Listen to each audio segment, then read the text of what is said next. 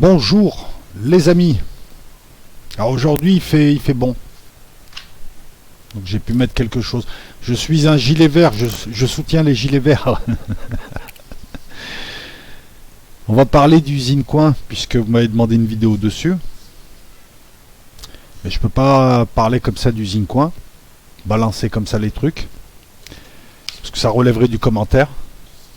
Si je ne faisais pas une focale arrière, un zoom arrière, et si je le replaçais pas dans son contexte.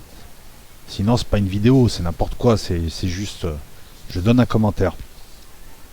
Alors je suis en train, j'ai beaucoup de notes, C'est ma technique, ça me permet de mieux maîtriser le sujet. Je voulais dire que cette vidéo n'était pas destinée à la polémique. Je n'attaquais personne. Je vais vous donner des faits.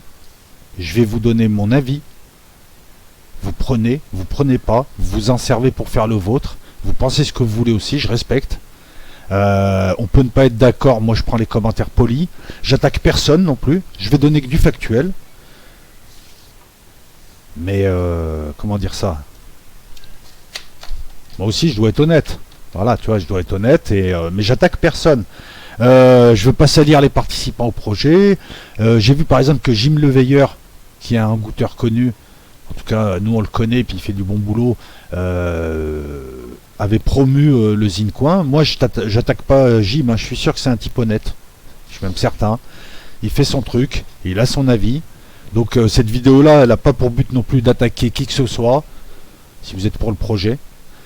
Mais je dois être aussi honnête avec mes abonnés, donc respectez ça. Je vais pas attaquer, je vais pas insulter, je vais vous donner des faits. Vous prenez et vous construisez votre analyse ensuite. Qu'est-ce que je pourrais te dire d'autre avant de bien démarrer?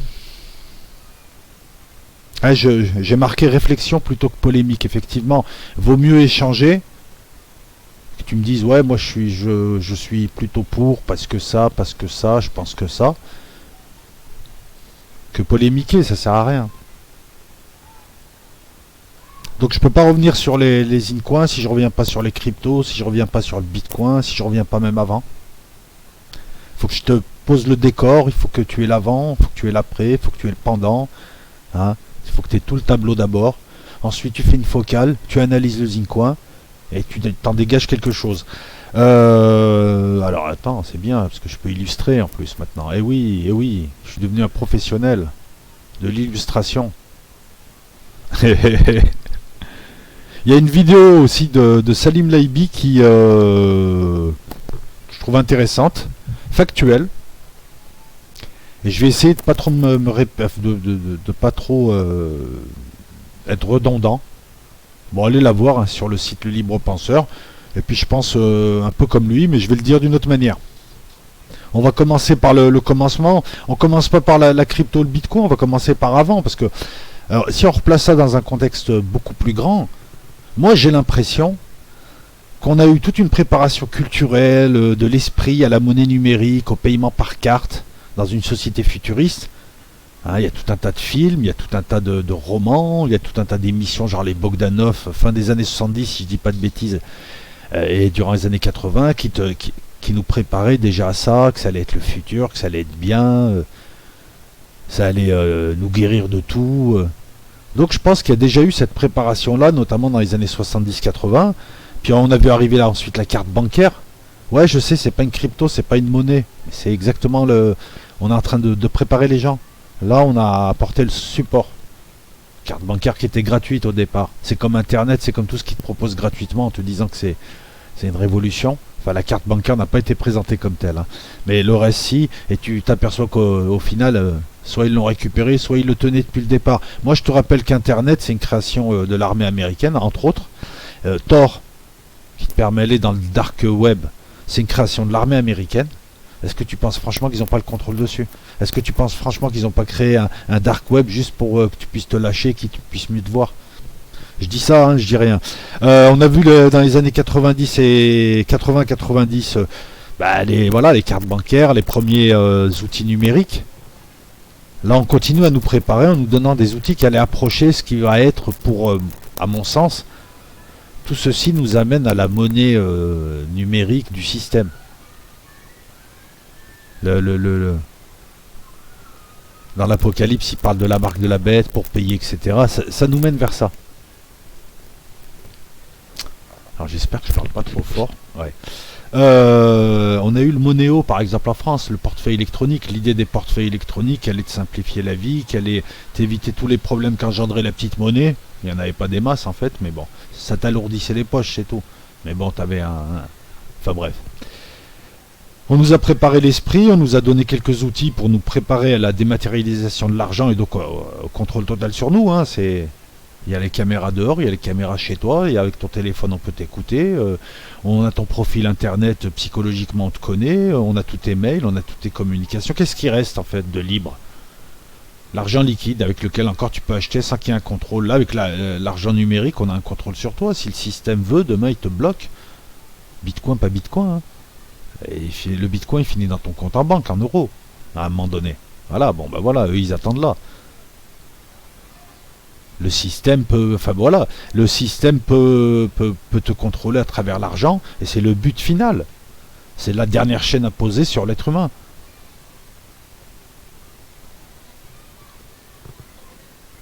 Donc on prépare à ça les gens et puis puis arrive 98, on a un type qui s'appelle Wei Dai, W-I-D-E-I. Je pense qu'il est chinois, hein, d'après son nom, mais je suis pas sûr. Il présente la bimonnaie. C'est un système électronique de trésorerie anonyme. On n'est pas encore dans la monnaie numérique. Mais c'est le même style. De toute manière, on est resté à ce style-là, vous allez voir. On a Nick Szabo qui crée le BitGold. 98. Toujours des petits essais avant. T'sais. La graine est plantée, comme je viens de l'écrire. Puis au Kenya, t'as des monnaies mobiles aussi, hein, dans les années 90, dans les années 2000. Au Kenya, c'est le M-Pesa, pardon. Dans certains endroits, pour lutter contre la débancarisation ou autre, en Afrique, on utilise une monnaie mobile. Ça permet des petits paiements, ça permet des trucs comme ça. Voilà, surtout dans les pays africains anglophones. Et arrive 2009. Là, ça pousse. La graine était plantée, là, ça pousse. On a le Bitcoin. Donc c'est un ou plusieurs développeurs qui se feraient appeler Satoshi Nakamoto. Ils utiliseraient un algorithme spécial, le SHA-256, hein, pour être précis. Technologie du blockchain. La technologie du blockchain, je vais vous montrer un petit peu ce que c'est, comme ça on sera débarrassé. Ouais, ça, tiens, ouais. Ça c'est bien ça. Voilà, si tu peux lire le processus. Qu'est-ce que je pourrais te montrer d'autre? Voilà. C'est une technologie donc qui permet de retranscrire chaque transition pour chaque bitcoin depuis son minage, depuis sa création. Et ça sécurise ainsi. Et puis il n'y a pas d'intermédiaire. Et puis ça fait participer les gens au processus de création, ce qui est novateur. D'habitude, d'une monnaie, tu participes pas à sa création. Voilà, bah là, si. Avec le Bitcoin, c'est une révolution, mais une révolution de quoi? Parce que ça a été présenté, certes, comme la révolution contre le système, contre les banques. Je vais vous remettre un autre truc concernant le blockchain. Je vais vous remettre un autre schéma qui sera beaucoup plus explicite que tout ce que je pourrais... Ah ouais, mais là, c'est pas bon. Là. Attends, on va le mettre en bas, là, comme ça, ouais. Voilà. Ah, il est en bas, là. Hein. Tiens, on va... Ouais. On va lui faire gagner de la place. Ah, le but, c'est pas vraiment de bloquer. Là, je vous donne les termes. Vous pouvez creuser ensuite. Hein. Voilà, là, c'est beaucoup mieux. Le blockchain sécurise. Le blockchain, c'est un autre procédé. Il n'y a plus de banque centrale. Il n'y a plus de banque. Il n'y a pas d'intermédiaire. Le Bitcoin a été présenté donc comme un instrument d'émancipation, mais on va voir, enfin moi je me pose des questions. Ça ne veut pas dire que je critique les gens qui achètent du Bitcoin, il y a beaucoup de gens qui ont acheté du Bitcoin, j'ai envie de dire pourquoi faire t'en as acheté. C'est ça qui est important. Si t'en as acheté pour développer un projet de ferme, d'autonomie, de survivalisme ou autre, de quelque chose, un projet, je trouve ça très bien. Tu as utilisé un outil du système, comme nous tous, pour faire quelque chose qui essayait d'être, voilà, de te faire ta bulle dans le système et de vivre à ta manière. Le problème, on va le voir, hein, et puis on va le voir avec le reste, parce que ça va s'empirer, c'est que c'est devenu des outils de spéculation. On a créé un marché de crypto, c'est un nouveau terrain de jeu pour la spéculation. Et les gens te disent la spéculation et critiquent ensuite le système, dont l'une des chaînes sur les peuples est la spéculation. En plus de la dette, mais ça reste toujours, voilà, on est toujours dans la spéculation. C'est faux quand même, le gars il te dit ouais je suis un rebelle du système, qu'est-ce que tu fais? Je trade, tu spécules, c'est le pantalon à une jambe d'Atali. Au passage, Attali dénonçait ça dans ce discours. Et tout le monde a interprété son discours comme s'il était content de cette situation, alors que lui dénonçait la spéculation. Acheter pour vendre, vendre pour acheter. C'est pas un investissement. Après, tu as aussi des gens qui ont cherché une valeur refuge, mais enfin, on va voir qu'il y a des soucis avec ça. Le Bitcoin, d'autres monnaies arrivent très vite, hein, le Lifecoin, le Peercoin, le Namecoin. Chacune utilise son algorithme, sa technologie. Il n'y a pas beaucoup d'innovation. Par contre, il y a trop de monnaies qui apparaissent. Hein. Là, en ce moment, c'est saturé. De monnaies, entre guillemets, parce que vous allez voir qu'à part le Bitcoin, le reste, c'est pas de la monnaie. Et là encore une fois, il faut dénoncer ce mensonge. On te le présente comme un monnaie, un outil d'émancipation. C'est quelque chose d'énergivore. C'est quelque chose de volatile. C'est quelque chose qui finalement n'est pas une monnaie dans la mesure où est-ce que tu achètes avec du Bitcoin dehors. Je te rappelle qu'en France, pendant l'Exode, les gens ne payaient plus en francs, mais en or. Ils ne payent pas en monnaie déjà qui a un cours légal, en monnaie adossée à un État. Là, c'est pas adossé à un État. L'indépendant, je rigole. Hein. Il n'y a pas d'intermédiaire. Tu as les plateformes. Maintenant, c'est ça les intermédiaires. Tu as les plateformes pour trader, pour acheter. Qu'est-ce que je pourrais dire? Est-ce que ça a révolutionné là, 10 ans après? 2009 le Bitcoin, on est en 2019. Est-ce que ça a révolutionné? Est-ce que ça a remis en cause le système? On va voir que non. Toutes ces monnaies-là, c'est plus des levées de fonds qu'autre chose, comme on va le voir. C'est pas des monnaies, c'est pas des alternatives au système, c'est des options proposées dans le système. C'est devenu comme ça. Et ils s'en cachent pas. C'est juste que ceux qui te le vendent et qui te présentent ça comme une monnaie d'émancipation, déjà te mentent ou ne savent pas de quoi ils parlent.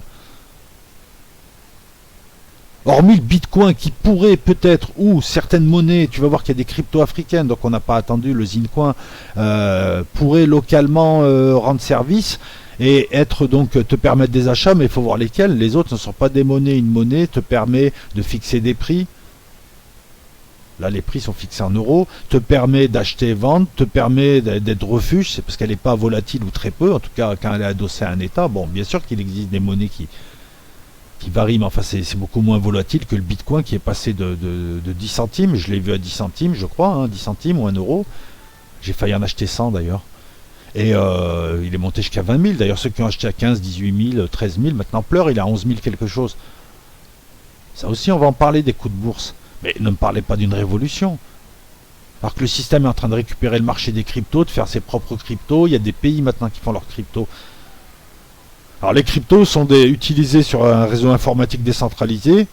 Bon, donc ils se fondent sur les principes de la cryptographie et ils intègrent donc l'utilisateur dans le processus d'émission et de règlement des transactions. Non, certaines comme le Bitcoin. Parce qu'on verra que les autres, les ICO, les STO, les tokens, qui ne sont pas des monnaies, elle n'intègre personne dans le processus de création. Elle te dit juste achète de ça et tu vas revendre, tu seras millionnaire. Alors le Bitcoin a été vraiment lancé en 2010, il est resté un petit peu inconnu. Moi je sais, j'ai vécu cette époque, je le suivais. Hein. Et puis il a commencé à se faire connaître avec son fameux coup de bourse de 2013 où il est monté, où on a pas mal fait de publicité dessus. Coup de bourse, ça veut dire quoi? Ça veut dire que ceux qui ont acheté au départ, certains en avaient beaucoup, et à un moment donné voulaient sortir et toucher du vrai argent, avant que ça s'écroule, avant qu'il n'y ait plus d'entrants. Donc ils ont fait beaucoup de pubs, il y a beaucoup de gens qui sont arrivés, ouais c'est la révolution, t'es un rebelle et tout, achète. Le gars a acheté, le cours est monté, le gars il avait acheté un cours inférieur, il a revendu, il a fait une bascule. Quand t'as plusieurs milliers ou plusieurs dizaines de milliers de bitcoins, bah, tu fais fortune et tu réinvestis dans autre chose de solide. C'est pour ça qu'il y a eu le coup de bourse de 2013, c'est pour ça qu'il y a eu le coup de bourse de 2018. J'étais l'un des rares à dénoncer ça, à dénoncer aussi la communication de beaucoup de youtubeurs très légers qui se sont mis à le vendre, qui faisaient du placement de produits.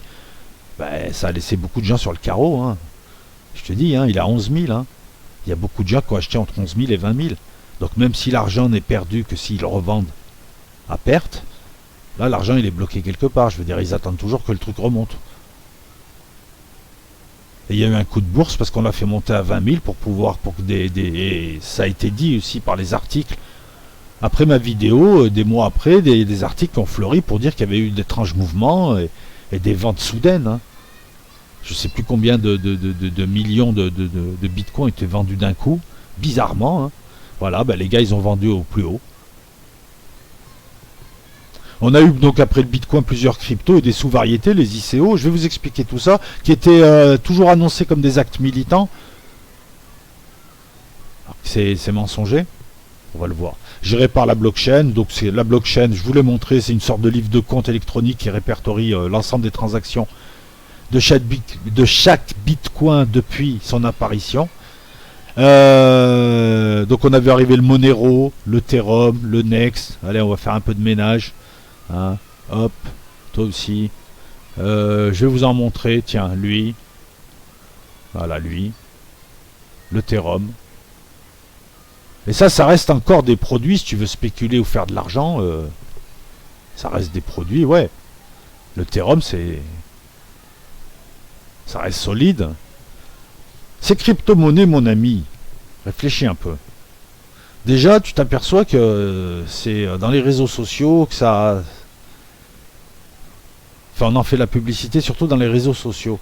Moi, j'ai connu l'époque où quand on lançait des produits financiers, c'était dans des grandes revues, la Tribune, des trucs sûrs, où il y avait des experts qui donnaient leur avis. Là, c'est sur des sites internet que n'importe qui peut créer et se proclamer expert financier pour faire de la pub, puis qui aurait intérêt à, puisqu'en général, ils vendent une plateforme, peut-être la sienne, tu vas aller acheter là-bas. Donc déjà, on va toujours te dire des choses tendancieuses. Qu'est-ce que je voulais dire d'autre comment je pourrais t'amener ça? Bon, c'est pas grave. 2011-2014, diffusion grand public. YouTube. Et ça me revient, ce que je voulais te dire. C'est qu'on vise le particulier. On vise à ratisser le peu d'argent qui reste dans les matelas et autres. La plupart du temps, on ne vise pas des gros investisseurs. On vise le dernier argent physique que tu as. On te vend ça comme un acte militant, comme un acte de rébellion. Hein. Tu sais, la société aime créer ces rebelles de centre-ville qui venaient sur YouTube avec leurs petites barbes, leurs petits tatouages, bien normés, leurs petits casques de Walkman, leurs expressions en anglais. Je suis un Jones de centre-ville, je suis un nouveau beauf aussi, hein, comme dirait Cabu, feu à Cabu, paix à son âme. Je suis un rebelle, je me suis fait mettre une puce pour rentrer en boîte de nuit. Tu vois, les teubés comme ça, la société aime créer ce genre de rebelles avec la petite barbe, tout ça. Ils ont vu Game of Thrones, ils se mettent tous des barbes et tout. Tu vois, ils ont mis le pantalon de 14 ans, tout ça et tout. On vise le particulier et je sais pas, t'as de l'argent et t'achètes des trucs qu'on te vend sur des réseaux sociaux. Et demain, tu vas acheter quoi sur Picsou? Non mais si. Moi, je vais te dire un truc, sur toutes ces cryptos, il y en a très très peu, et encore, faut voir ce que tu vas en faire, qui sont valables. Je pense qu'elles sont moins sûres que si tu donnais 1000 euros à un rebeu en survêtement dans un quartier, et qui te dit, attends, moi je reviens dans une demi-heure, je vais te ramener de la frappe.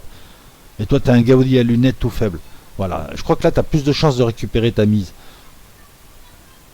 C'est pas un principe de Ponzi, non, ça ressemble plus à une levée d'action, à une levée de fonds, où on te balance non pas des actions où tu es intéressé, tu as des dividendes, non pas des obligations où tu as un pourcentage, mais t'imagines, c'est une levée d'actions ou d'obligations, une sorte d'emprunt, mais en fait, toi, tu as quoi comme intérêt? C'est même pas une monnaie, t'achètes où? Donc ton seul truc, c'est la spéculation, et tu viens me dénoncer le système et le nom, dont la spéculation est l'une des armes. C'est incohérent quand même.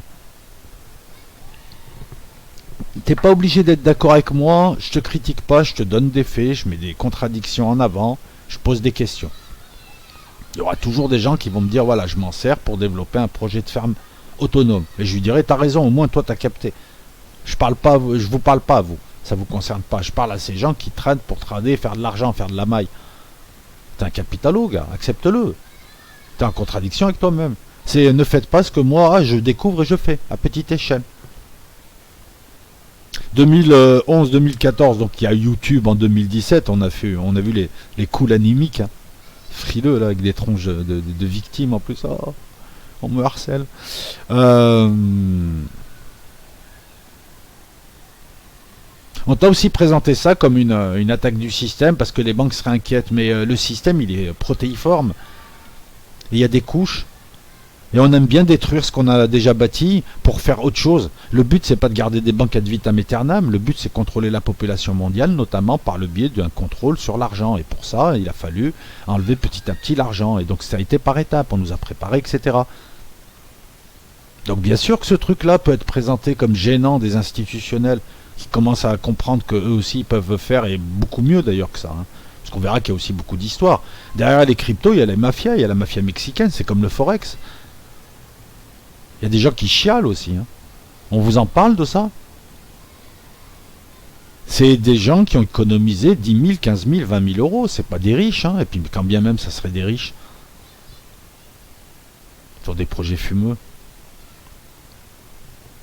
Je te dis ce que j'en pense. Hein. Moi, ça me rappelle ce qu'ils ont fait avec la bourse dans les années 80, Bernard Tapie, les années fric. On est venu nous expliquer qu'on pouvait nous aussi être de grands traders à l'époque, c'était déjà le terme.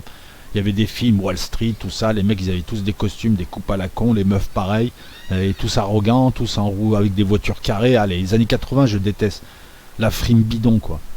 Et mais il y avait encore l'avoir, hein, c'était pas le paraître de maintenant. Et ils avaient privatisé Saint-Gobain, Paribas, tout ça, et t'avais toujours des couillons pour jouer les boursicoteurs. Ouais, ils disaient boursicoteurs à l'époque. Ouais, j'ai acheté des actions. Ouais, t'as acheté 1000 francs d'actions, ouais, super. En fait, non, ils t'ont pris tes sous, ils avaient besoin d'appels de fonds, ils sont allés chercher chez les particuliers. Là, c'est exactement pareil. Et on crée un marché spéculatif supplémentaire qui n'est pas un acte révolutionnaire ou militant, sauf si toi, tu décides de le faire. J'évite, pour pas la faire longue, hein, je vais vous éviter toutes les monnaies internes qui nous ont préparé, les cartes de cantine préchargées, ça existe, les badges, les monnaies internes à des jeux, à des comités, à des faux pays, à des trucs. Je sais pas, dans World of Warcraft, il y avait Gold, par exemple. Le Gold, voilà. Ça, c'est pour aussi préparer les jeunes à trouver naturel qu'on n'ait plus d'argent sur nous. Le Bitcoin, c'est la seule crypto de première génération. Et je pense que c'est la seule valable en admettant. Parce que tu as trois possibilités, c'est pareil, tu vas investir, d'accord. Alors, trois possibilités. Soit le monde commence à pourrir lentement. Là, c'est bon, investis dans le Bitcoin. Moi, je te dis, enfin, investis dans les cryptos. Si tu as envie de spéculer, tu fais ce que tu veux aussi. Mais ne me dis pas, je suis Che Guevara après. Ou Jésus. C'est antinomique, ça. Hein. Je te rappelle que les deux derniers combattaient le premier. Soit le monde connaît un crash que tout le monde annonce depuis des années, qui ne peut qu'arriver, parce que le capitalisme, c'est à la fin une purge avec des gens qui chialent, des petits malins qui se sont préparés, et qui se préparent au passage, c'est un peu comme eschatologiquement parlant, hein, le passage d'une année à l'autre, là c'est d'un crack à l'autre, t'as toujours des gens qui vendent avant, et qui rachètent pendant, et qui sont milliardaires après, puis t'as toujours des gens qui se suicident, on a vu ça et tout. Donc, soit il y a un crash, et moi je te promets que c'est pas parce que t'as 3 plateformes internet que ça va pas être affecté. Un crash égale pas d'argent, donc les gens achètent rien. Et s'ils achètent, ils vont acheter très vite, ils vont revenir à l'or, aux fusils de chasse, à des trucs comme ça, à des trucs utilitaires. Soit pire, on a une catastrophe eschatologique, donc c'est une catastrophe civilisationnelle, guerre mondiale, de type guerre mondiale, il n'y a plus de pays, il n'y a plus d'internet, il n'y a plus rien, il n'y a plus de réseau. Tu vas payer comment? Avec ta clé USB? Je crois que au moment où ça va être Mad Max dehors, les gens, ouais, je peux vous payer en Ethereum. Non, tu auras perdu ton argent. Tu vas te plaindre à qui? Pense à ça, pense à ces 3 scénarios, puisque tu veux faire. Ça peut tomber demain, le crack. Donc l'idée d'indépendance vis-à-vis du système, je rigole, puisqu'il passe par Internet. Internet est contrôlé par tous les gouvernements. Rien que ça, il n'y a même pas besoin de panne électrique. Il n'y a pas besoin de kill shot. On ne va pas commencer à partir dans le living. Mais rien que ça, déjà, ils peuvent contrôler l'accès Internet. Déjà, ils ont repris le contrôle d'Internet maintenant. Tu le sais. Donc, tu vas faire comment? C'est pas une monnaie physique. Alors que la monnaie physique, tu pouvais la planquer sous ton matelas. Tu veux investir? Mais pourquoi tu n'investis pas dans l'or? Selon le scénario. Hein. Pourquoi tu n'investis pas dans, je sais pas, le savoir-faire? Pourquoi tu n'investis pas dans la pierre? Pourquoi tu n'investis pas dans tout ce qui pourrait être utile si la civilisation s'écroule? Afin que des petits groupes reconstruisent la civilisation. Eh ouais, un puits. Il a raison, Jovanovic. Hein. Moi, je préfère une Kalachnikov. Quoi faire ma poudre? Un puits. De l'acier pour faire des lames, des trucs comme ça. Un poulailler, un jardin. Qu'avoir des bitcoins. Hein. Moi, tu me proposes un poulailler, des lapins, des poules, 2-3 trucs. Ben, je préfère ça, avoir tous les bitcoins du monde. Ils vaudront rien à ce moment-là. Et ne me dis pas qu'il va rien se passer, il va forcément se passer quelque chose. Donc si tu veux investir, investis dans un générateur, tu auras de l'électricité après. Hein, comme disaient les Indiens Hopi, tu manges pas l'argent. Hein. Et après, il faudra bouffer. Hein. Tu feras pas les soldes, hein, ce sera fini. Il y aura plus. Non, mais si. C'est ça, il faut réaliser. Ça peut arriver. C'est qu'on n'en est pas loin. Hein. Et ça peut arriver localement aussi, continentalement parlant. Hein. Une guerre, un afflux de migrants, des pays qui partent en fly, un état de guerre. Tu crois que les gens ils vont acheter des bitcoins? Tu crois que ton bitcoin il va rester? Voilà, réfléchis à tout ça. Moi, je te donne un avis. Tu fais ce que tu veux. Fais ce que tu veux.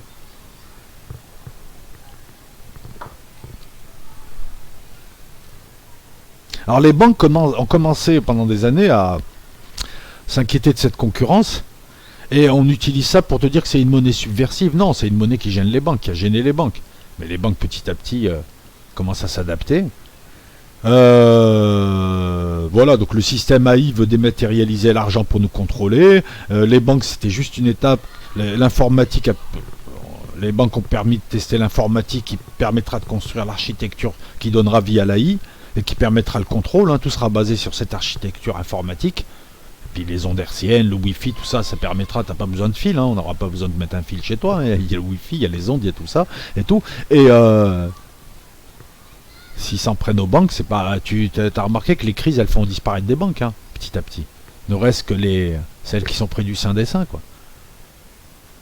Donc peut-être que les banques aussi sont amenées à être détruites et que le fait que les banques s'inquiètent, c'est pas la preuve de la subversivité des crypto-monnaies. 2014, premier distributeur de Bitcoin, la société RoboCoin dans le Texas, puis après tu as toujours ça. On a une multiplication des monnaies, ça aussi ça nuit. Hein. Enfin des monnaies, des cryptos. Parce que les cryptos, que je te dise pas de bêtises, alors c'est là où j'ai mis, ouais, ok. Les cryptos sont déclarés être crypto-actifs par la Banque de France. Beaucoup. C'est pas des monnaies. C'est considéré comme un bien immatériel aux USA, donc c'est un autre régime fiscal. Non, je sais, je reviens dessus. 2013-2018, j'en ai parlé.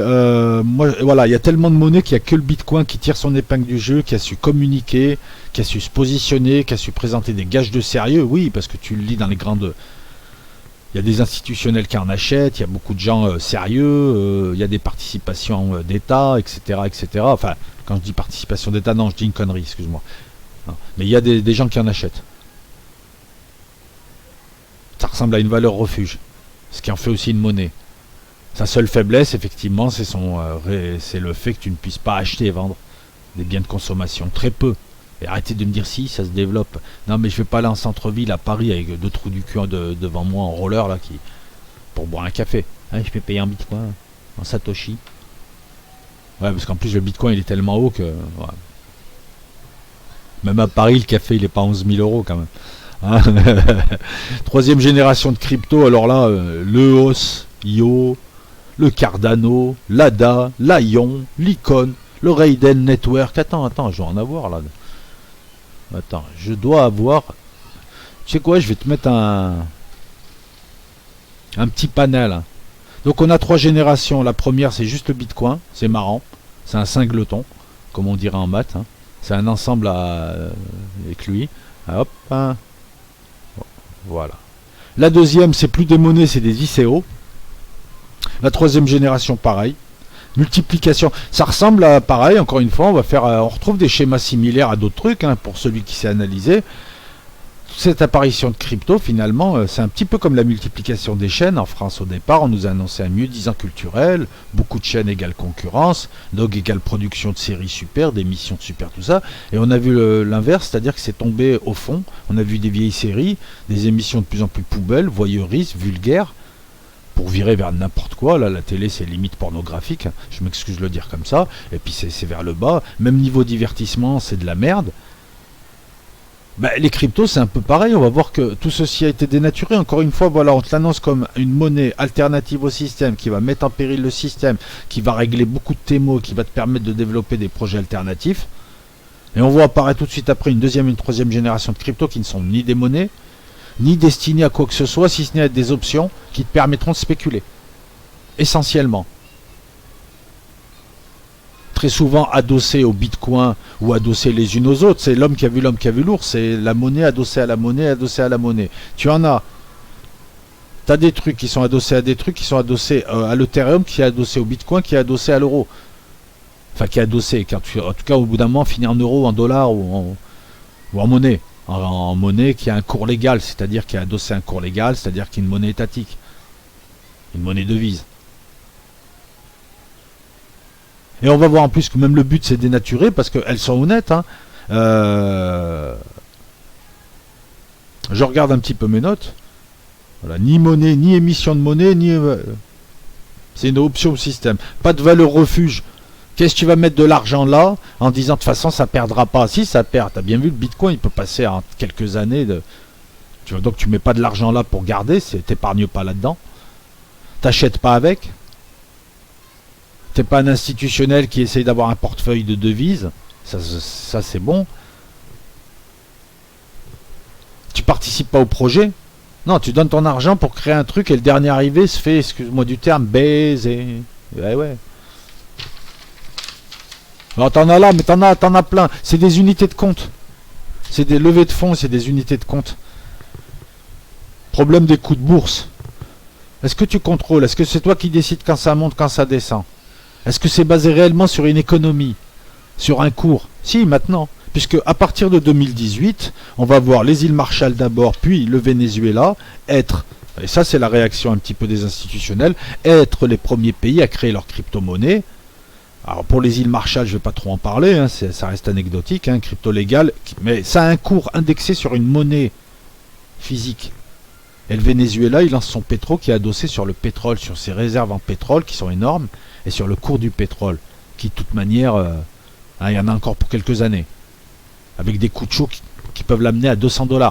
Pour peu que demain, Détroit d'Ormuz y ait une guerre, tu vas avoir le pétrole. Là, ouais, là, il y a des sous à gratter si tu veux spéculer.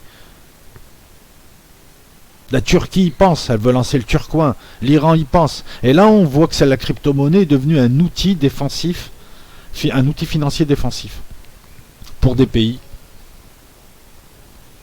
C'est déjà un peu plus sérieux. Tu vois, quand la Turquie lance un bitcoin ou le Venezuela, c'est un peu plus sérieux. Parce que tu sais que même des institutionnels en ont acheté. C'est un petit peu sérieux. Tu sais sur quoi c'est adossé. Qu'un truc que tu connais pas qui s'appelle le Lifecoin. Ou le DRT. Enfin, le DRT, c'est pire, c'est un token. C'est un outil de défense financière. C'est plus une monnaie. C'est plus une alternative au système. C'est devenu au contraire un outil supplémentaire dans le système pour que certains pays puissent se défendre d'autres. Pour que certains agents économiques internationaux puissent se défendre contre d'autres agents économiques.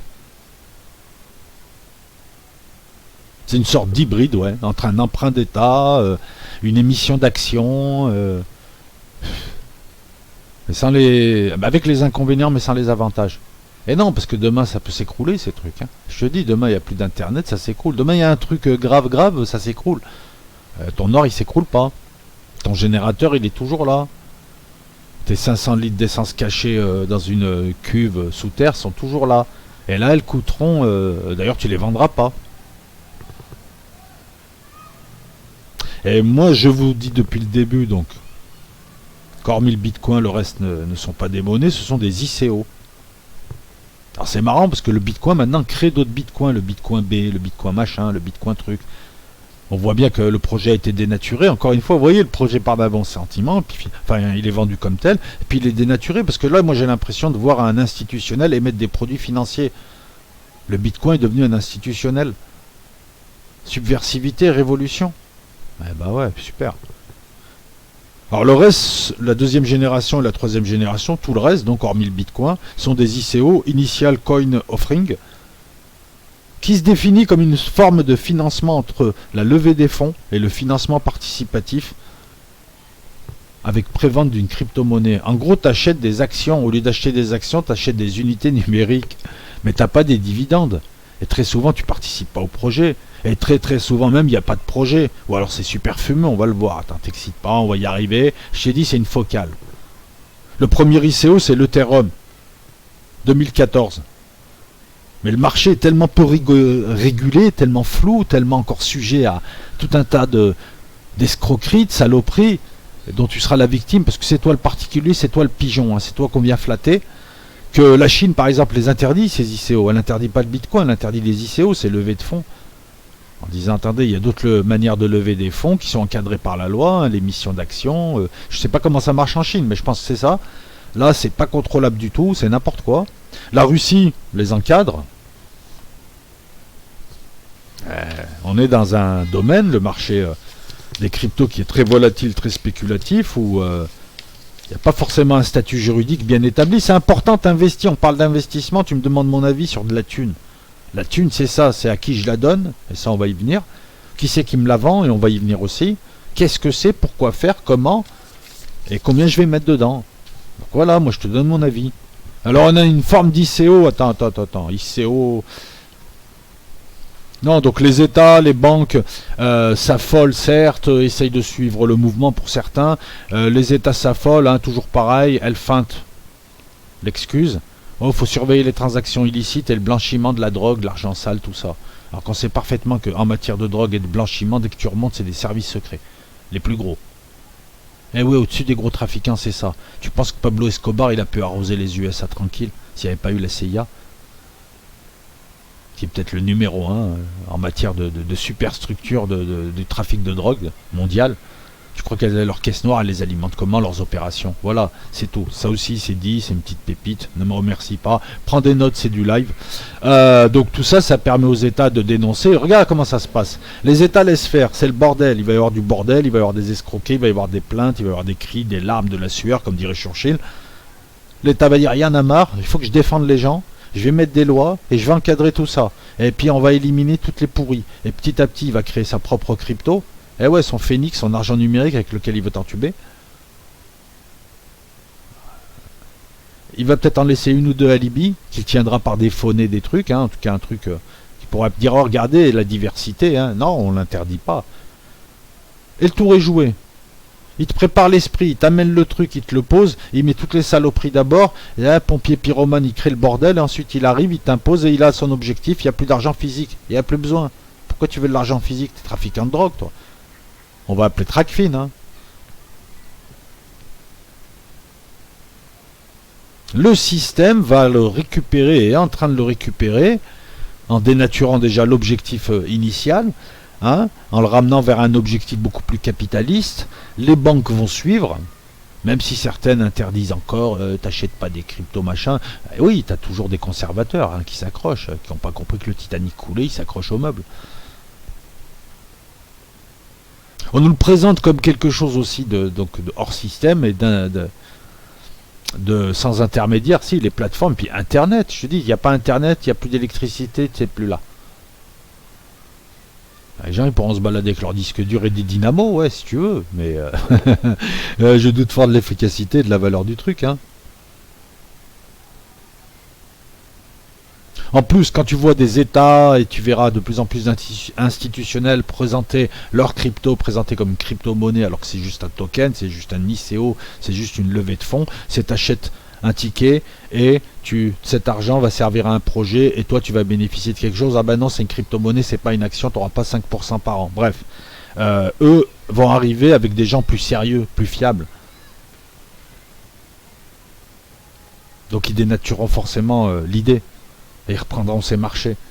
Et dans 20 ans, enfin dans 20 ans on sera pas là, mais je veux dire s'il y avait eu 20 ans dans une époque normale, pas une fin des temps comme on la vit actuellement, il y aurait eu dans 20 ans, et dans 20 ans tu aurais dit ah ouais, ça serait rentré dans les mœurs, ça serait juste un produit financier. Voilà, là, et puis l'incohérence, je te dis, la spéculation, c'est l'appauvrissement, que tu mettes 1500 € pour spéculer et toucher 5000 € ou 20 000 €, ou que tu joues avec effet de levier sur des milliards, c'est la même chose. C'est un appauvrissement.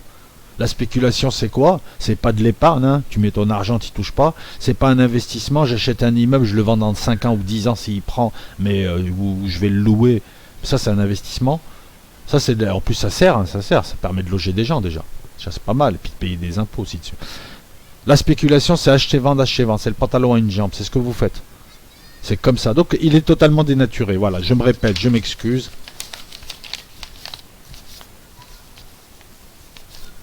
Non, mais en fait, tu te rends compte, tu sers le système à chaque fois en te prétendant être un rebelle et nous des moutons. Parce que moi, je me suis fait traiter de mouton lorsque j'évoque les crypto-monnaies et ma défiance à l'égard des crypto-monnaies, à l'encontre des crypto-monnaies. On me traite de mouton.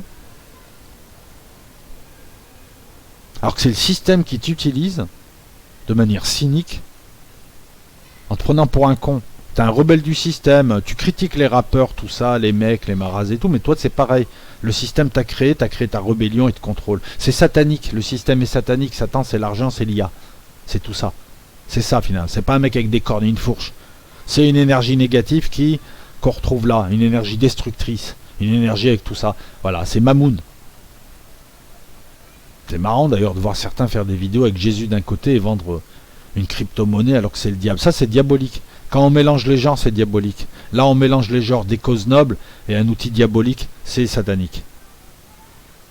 C'est mon avis. T'en fais ce que tu veux. T'as même le droit de te foutre de ma gueule. Le Zincoin, attends, tranquille. Donc, toutes ces levées de fonds, finalement. Je regarde si j'ai pas oublié un truc.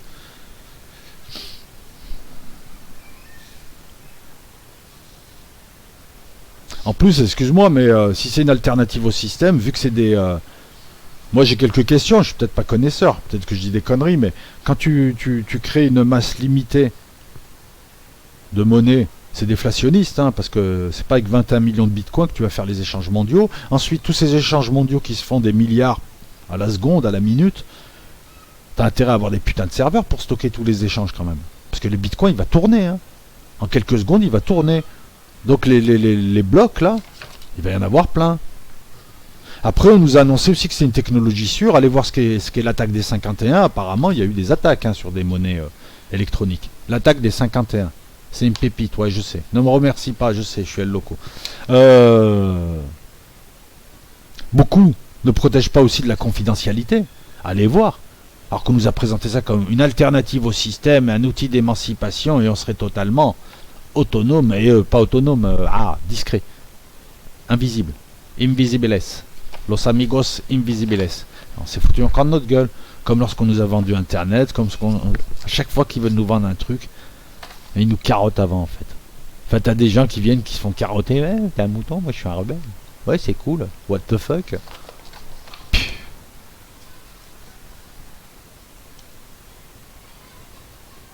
Ouais, je vous ai parlé de la mafia mexicaine, du ratissage d'argent liquide. Le Zincoin, ça va sauver, émanciper l'Afrique. Attends, moi je pipote pas, mon ami. Moi je pipote pas. Ah, je fais pas ma victime. Moi je fais du factuel. Moi je suis une sorte de Javert, moi. Attends, où est-ce que c'est ça? Ouais, je crois que c'est là. Ouais, c'est ça. Ça c'est la page. On va en parler. Ça se présente comme un outil d'émancipation de l'Afrique. Allez lire, hein, moi j'invente pas. Unité, ensemble on est plus fort, on va redistribuer les ressources. Déjà je sais pas ce qu'il fume le type. On dirait un tract des LREM.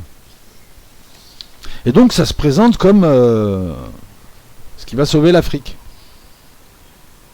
Moi le problème c'est que, tu vois déjà comment dire ça? Déjà, il y a plein de cryptos. L'Afrique, c'est quoi? C'est aussi des problèmes urgents à régler. Accès à l'eau, accès à l'électricité. Tiens, tu me parles de crypto. Accès à tout un tas de choses. Donc ouais, les Africains aiment bien qu'on se frotte à l'Afrique, mais pas pour avoir l'odeur. Si tu veux te servir de cette cause, il faut vraiment être utile à l'Afrique. L'Afrique, c'est ça. Et en la matière, donc les Africains savent s'adapter. Ils ont développé dans beaucoup de pays. Soit des monnaies mobiles qui permettent de payer pour les petits achats, et ouais, peu de banques, illettrisme, tout un tas de choses, hein, tu vois, et puis voilà, et puis l'électricité, mon gars. Il y a des problèmes de monnaie faible en Afrique, il y a des problèmes de manipulation du cours des matières premières, il y a tout un tas de problèmes, mais il y a tout un tas de banques centrales, de hauts fonctionnaires très très très puissants. Va voir au Cameroun, va voir au Nigeria, va voir des mecs qui sortent de putain d'école. Même pas t'en rêves la nuit. Ah ouais, c'est ça aussi. Il arrive en costard, le mec qui te parle. Des banquiers, quoi. Des hauts fonctionnaires, des types bien plus sérieux que ce que je vois, là. C'est-à-dire des privés que tu ne connais pas, qui n'ont aucune expérience. Alors que là, c'est des États, des trucs qui tentent des trucs. Tu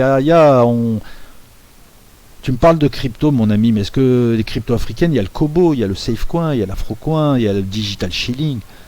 Et ce sont des cryptos sérieuses, certes c'est des levées de fonds qui se présentent comme telles, mais qui ont l'honnêteté de dire nous on est là pour régler un problème ponctuel. Il y a la diaspora africaine qui envoie de l'argent en Afrique. Il y a à peu près 20% de cet argent qui part en frais. Nous, on propose des cryptos qui serviront à régler ce problème. L'Africain est pragmatique. Quand tu es dans la merde ou quand tu as un problème, tu cherches un type qui vient t'aider de manière pragmatique, pas un type qui vient t'encenser mais qui sert à rien.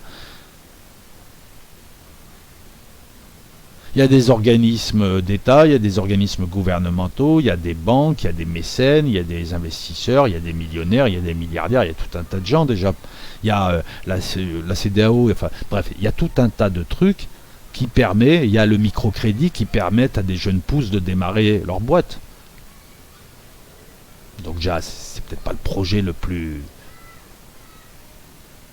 Disons que je ne pense pas qu'une crypto-monnaie viendra résoudre ces problèmes, d'autant que...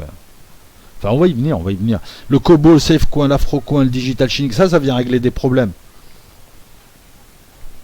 Et eux, ils t'ont pas dit on va développer une monnaie, c'est pas une monnaie, ils te le disent. Parce qu'ils ont du mal à développer un réseau de distribution, parce qu'il n'y a pas l'électricité partout, parce qu'il y a encore une division, il n'y a pas unité dans tous les pays, il y a tout un tas de problèmes encore. Mais ils viennent régler de vrais problèmes, parce que quand tu récupères 20% de frais, quand tu as 20% des transferts d'argent qui viennent en Afrique, enfin 20% récupérés, je pense que c'est beaucoup mieux pour la famille. Attends, on va t'en parler. L'Afrique est pragmatique. Si tu veux régler le problème du cours des manipulations, des manipulations du cours des matières premières, ok. Donc déjà, quand je vois cette communication, attendez, on va y venir à tout ça. Il y a beaucoup de choses à dire, c'est assez dense. Les cryptos africaines qui ont été créées viennent souvent tenter de résoudre un problème, n'inventent pas une grande cause. Elles sont honnêtes. Leur utilité, elle est évidente. Le Kobo, par exemple, ou l'Afrocoin, voilà, elles ont été créées pour permettre des transferts d'argent immédiats et minimiser les frais. C'est un vrai problème en Afrique. Le Kobo a été créé par monsieur Ugoji, Nigeria. Et il n'a pas développé des pages en disant l'unité de l'Afrique. Limite, tu mets du Bob Marley, là. Africa Unite. Non, mais si, mais c'est déjà... Bon, enfin bref. Et ça, c'est le fond de la com. On va parler aussi de la forme. Si tu veux aider l'Afrique, tu donnes des sous à tous les projets déjà existants, aux cryptos existants, aux projets existants, aux pays africains. Il y a des hauts fonctionnaires, il y a des banques, il y a des gens très très compétents qui tentent, et malgré le contexte international, qui tentent de tenir à flot leur pays, ou qui tentent des trucs régionaux. On voit des initiatives, allez vous intéresser un petit peu, les pays... d'Afrique centrale, voilà, on parle de changer le CFA aussi, on parle de tout un tas de choses, les mecs, c'est pas des types assis là qui jouent de la guitare et qui attendent le touriste et qui font les victimes. Les mecs toute la journée ils se bougent, il y a tout un tas de choses, ça bouge à mort, c'est tout. Et puis il y a des échanges, il y a des trucs entre pays africains, sud-sud, voilà, c'est pas... L'autre il arrive, genre, c'est limite colonial quand je vois là cette page. Non mais si, c'est limite colonial, excuse-moi. En plus c'est bien qu'il y a plein d'Afrique, une société basée au Maroc. C'est sûr qu'au Kenya ils vont t'accepter à fond. Mais non, mais il y a ça aussi, bien évidemment, culturellement. Le Kenya développe des cryptos, les Kenyans ils vont pas acheter un truc. Enfin bref, on y arrive. Le Suremit, tu connais? Il a été vendu en 2017 et 2018. C'était des jetons Remit.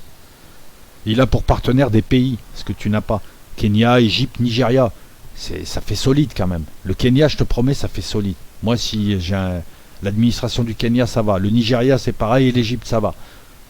C'est des pays, là. C'est pas un type dans un business center. Ça a un peu plus de gueule.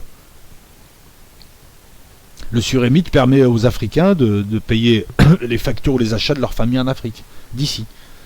Il vient régler un problème. Un gros problème. Et ouais, c'est les problèmes du quotidien les plus gros, puisque tu les as au quotidien. Et ouais. Et lui possède un réseau boutique et marchand. Le M-Coin, pour les pays africains peu bancarisés. Le Aucash, en Namibie. Afin, et ils te le disent, c'est pas pour lutter contre la maladie, la peste et le choléra. Non, c'est pour maîtriser la technologie blockchain. C'est des pays qui essayent des solutions innovantes. Ils sont dans le système. Tu vois, de l'objectif initial, on est arrivé à des outils de défense financière, des outils de ci, des outils de ça, pour régler des problèmes économiques, pour régler des problèmes sociaux. Le digital shilling au Kenya, les Kenyans sont pas mal en avance. Ça permet d'augmenter les transferts, de baisser les frais. Ça, c'est des crypto-monnaies intéressantes parce que quand les gars achètent cette crypto-monnaie, ils savent que les types viennent régler un problème. Mais viennent régler le problème. Parce que... Comment dire ça? Ouais, et puis c'est visuel. Et puis en discutant avec les copains, la famille, à droite, à gauche et tout, le gars il voit que ses problèmes, en l'utilisant, il voit aussi que ses problèmes sont résolus. T'achètes quelque chose qui va résoudre tes problèmes. T'achètes un service là. Et ils viennent pas te dire je suis Che Guevara, je suis Jésus. L'Afrocoin c'est 750 milliards d'Afrocoin émis. Bon, ça pourrait concurrencer le CFA. Le Zincoin c'est 500 000 tokens je crois. Hein. Ils sont vendus à 0,52. Bref, on y arrive. Le Safecoin, par exemple, c'est une crypto sud-africaine uniquement. Tu peux l'acheter que si tu es sud-africain ou en Afrique du Sud. Elle a été faite pour un certain objectif, pour les habituer à ce système-là.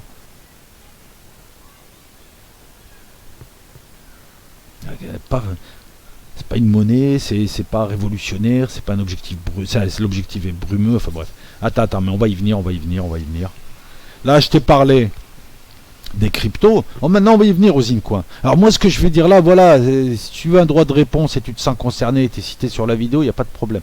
Moi, je vais pas t'insulter. Moi, je vais pas dire c'est un escroc. Je vais pas dire c'est une escroquerie. Je vais vous donner des éléments. Vous prenez pas. Alors attends, je vais trouver. Voilà. J'attaque personne. Je diffame personne. Je donne du factuel. Si je me suis trompé, droit à la rectification. Et je vais te donner mon avis. Pareil, Jim, je t'attaque pas. Tous ceux qui ont vendu le projet, moi je ne pense pas que ce soit des salauds, non, je pense juste que vous avez été léger. C'est tout. Et je vous le dis sans vous attaquer. On va faire comme ça. Alors Salim Laibi en parle aussi, en d'autres termes, hein, mais je suis d'accord sur le fond. Hein. Je suis d'accord. Et puis la forme est bonne, hein, c'est factuel ce qu'il dit aussi. Pareil, c'est pour ça que j'ai décidé d'adopter une attitude similaire. Je pense que c'est beaucoup mieux pour la discussion, beaucoup mieux pour chacun. J'ai pas besoin de te crier dessus ou de t'insulter pour dire j'ai raison. C'est toi qui décides. Après, c'est ton argent aussi. Hein. Si t'as envie de mettre de l'argent là-dedans, vas-y. Hein. Moi, je m'en fous. C'est pas mon argent. Hein. Je veux te donner un avis honnête. Le Zincoin, c'est le vieux projet Zincoin. Alors, Zincoin, Z-Y-N-E-C-O-I-N, aujourd'hui. Z-E-E-N-C-O-I-N, il y a encore pas longtemps. C'est un vieux projet qu'on relance. Ça, c'est un indice déjà. Les noms sont importants parce qu'en plus, vous allez voir que la communication, à mon sens, pour moi, est désastreuse. Déjà, ils hésitent encore entre les deux noms. La société créée reprend Zincoin 7, l'ancien nom. Je comprends pas la communication. Le nom, c'est important. Hein, quoi. Je sais pas. Moi, j'ai un bac G3, j'ai fait du commercial, du marketing, tout ça. De la compta, tous ces trucs-là. Je m'y suis intéressé. Puis j'ai un BTS aussi. Enfin bref. Je vais pas raconter ma vie, c'est pas intéressant. Mais je connais ces trucs et le nom c'est important, il doit être phonique, il doit pas. Voilà. Là déjà ça part mal, tu te dis c'est amateur. J'ai pas dit c'est escroc, tu te dis c'est amateur. Donc, et là on parle de ton argent et on parle de boulot. Donc un amateur qui te propose de faire le professionnel et l'argent et vive l'Afrique, voilà, si t'as envie de lui donner à lui ou voilà, ou je sais pas, t'achètes une voiture, je te dis un rebond en survêtement et il te promet qu'il t'enverra par le courrier de la poste là. La carte grise. Voilà, c'est plus sûr, je pense. Encore une fois. C'est une ICO. Pourquoi est-ce que les gens, j'ai pas dit tous, mais pourquoi est-ce que les gens qui te vendent ça te la vendent comme une monnaie? C'est un mensonge. C'est pas une monnaie. C'est pas la définition de la monnaie. Elle est où la définition de la monnaie? Valeur refuge, valeur fixant le prix, valeur permettant ci, ça, voilà. C'est pas une monnaie. Pourquoi vous racontez que c'est une monnaie qui va émanciper les gens? C'est pas une monnaie, c'est une levée de fonds. Ça ressemble plus à une levée de fonds qu'une monnaie. Mensonge ou amateurisme? Encore une fois, deuxième fait. Qui ne m'incite pas à. Puisque si on vient pas être précis, s'il y a du flou, c'est qu'il y a un loup, comme disait l'autre.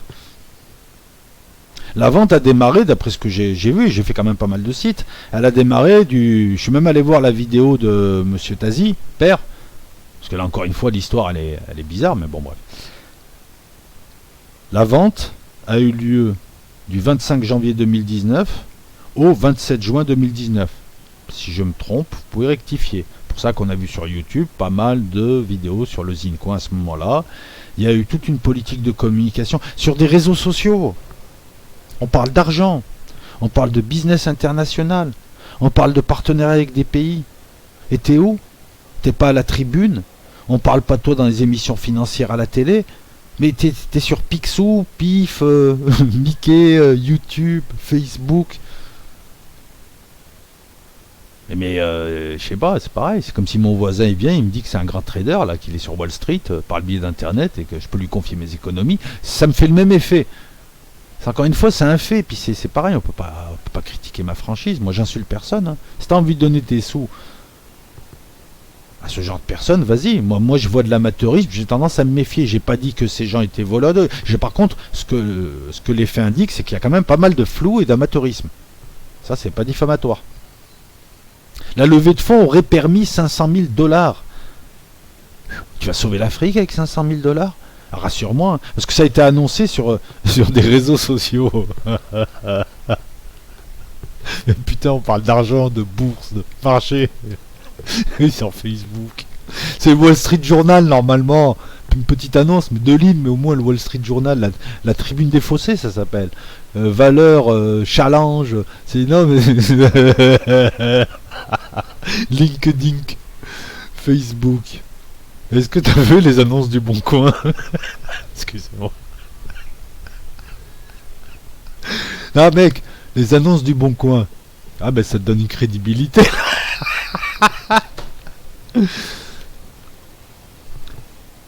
Et vous allez voir que c'est formidable d'amateurisme pour une boîte qui prétend lever jusqu'à 15 millions de dollars, parce que j'ai vu d'autres chiffres, mais j'ai pas du tout comprendre.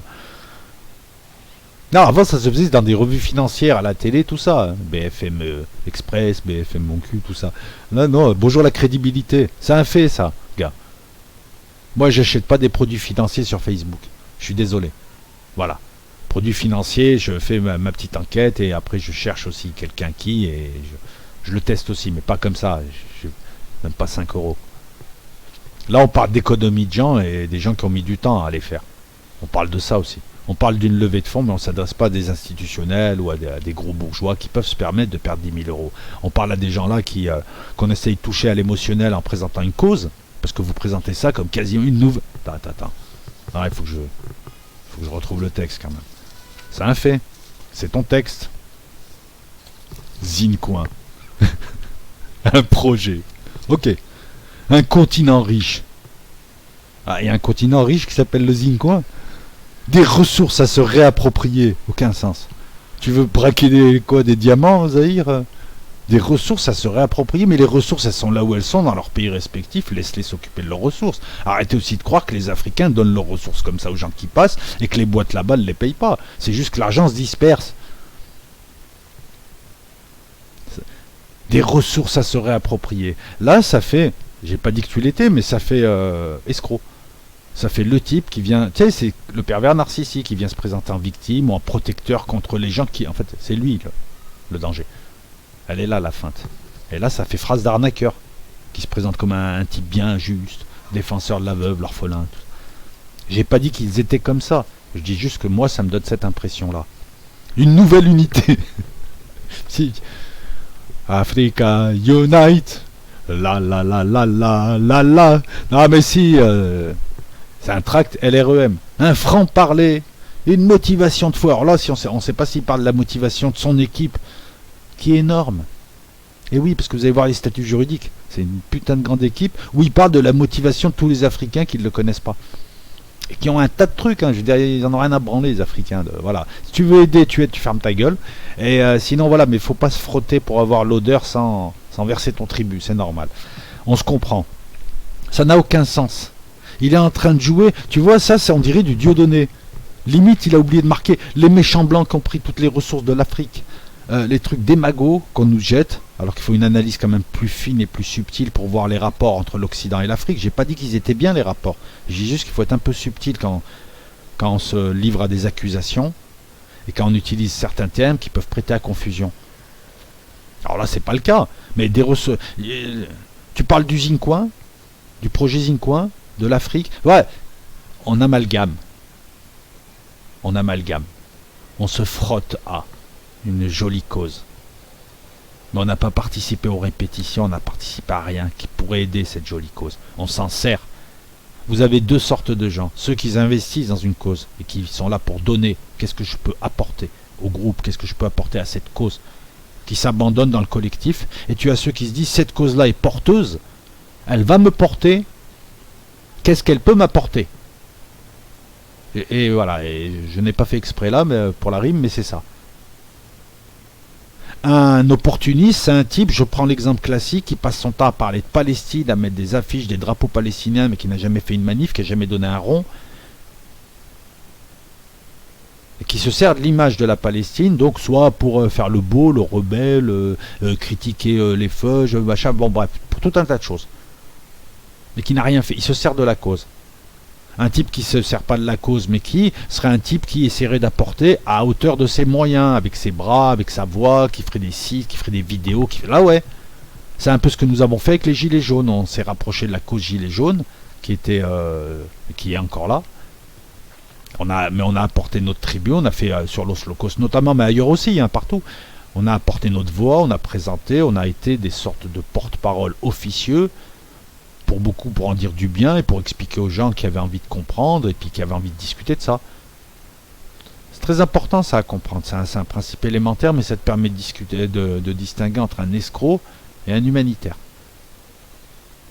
C'est tout. Quand tu es un chevalier, tu es là pour servir, tu n'es pas là pour te servir. Là encore une fois, j'ai l'impression que c'est juste un projet privé, capitaliste, bien système, brumeux, très amateur et très flou. Ce n'est pas insultant à l'égard des personnes qui le mènent, ce n'est pas insultant à l'égard de pas mal de gens qui le présentent, mais c'est mon avis. Et il se respecte. On poursuit. Donc une communication sur des réseaux sociaux, ça vise le naïf et le particulier, ça vise le ratissage. Et ça vise peut-être aussi l'impossibilité de séduire d'autres investisseurs. Et ouais, il faut parler d'investisseurs, là t'es pas un rebelle. Enfin là t'investis rien, c'est lui qui investit sur toi. Non mais c'est ça en fait, c'est... Demain je crée le L Loco. C'est ça la monnaie, c'est une histoire de confiance. Si tu as confiance en lui, son truc qui marche. Pour lui. Parce que ça m'étonnerait qu'il... Voilà, bon. Pour l'Afrique, par contre, je sais pas. Vu qu'il n'y a aucun contrôle sur ce qui est dit. Tout est flou. Tout est loup. Moi, demain, je crée le L Loco, les gars. Le Doro.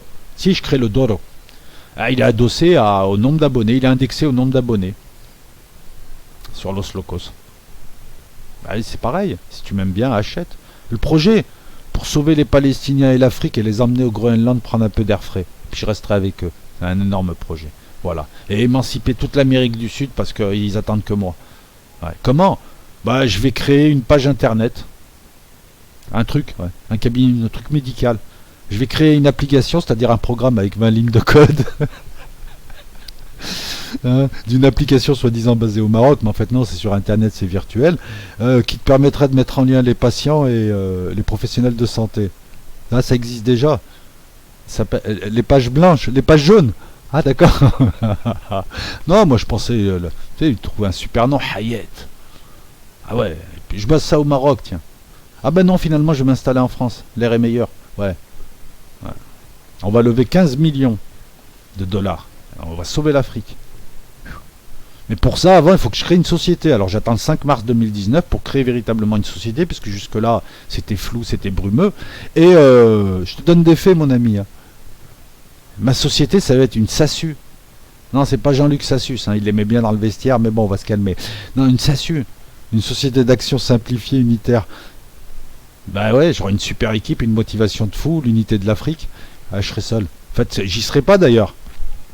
Non, parce qu'en fait, si tu veux, moi je te demande de me faire confiance, mais en... T'as vu, j'ai même pas confiance en ma mémoire. Ah ouais, moi je regarde, hein. Ça sent le procès. Hein. Plus la vidéo avance, et plus ça sent le procès. En 2013, j'ai pas trouvé, mais heureusement la mémoire est revenue.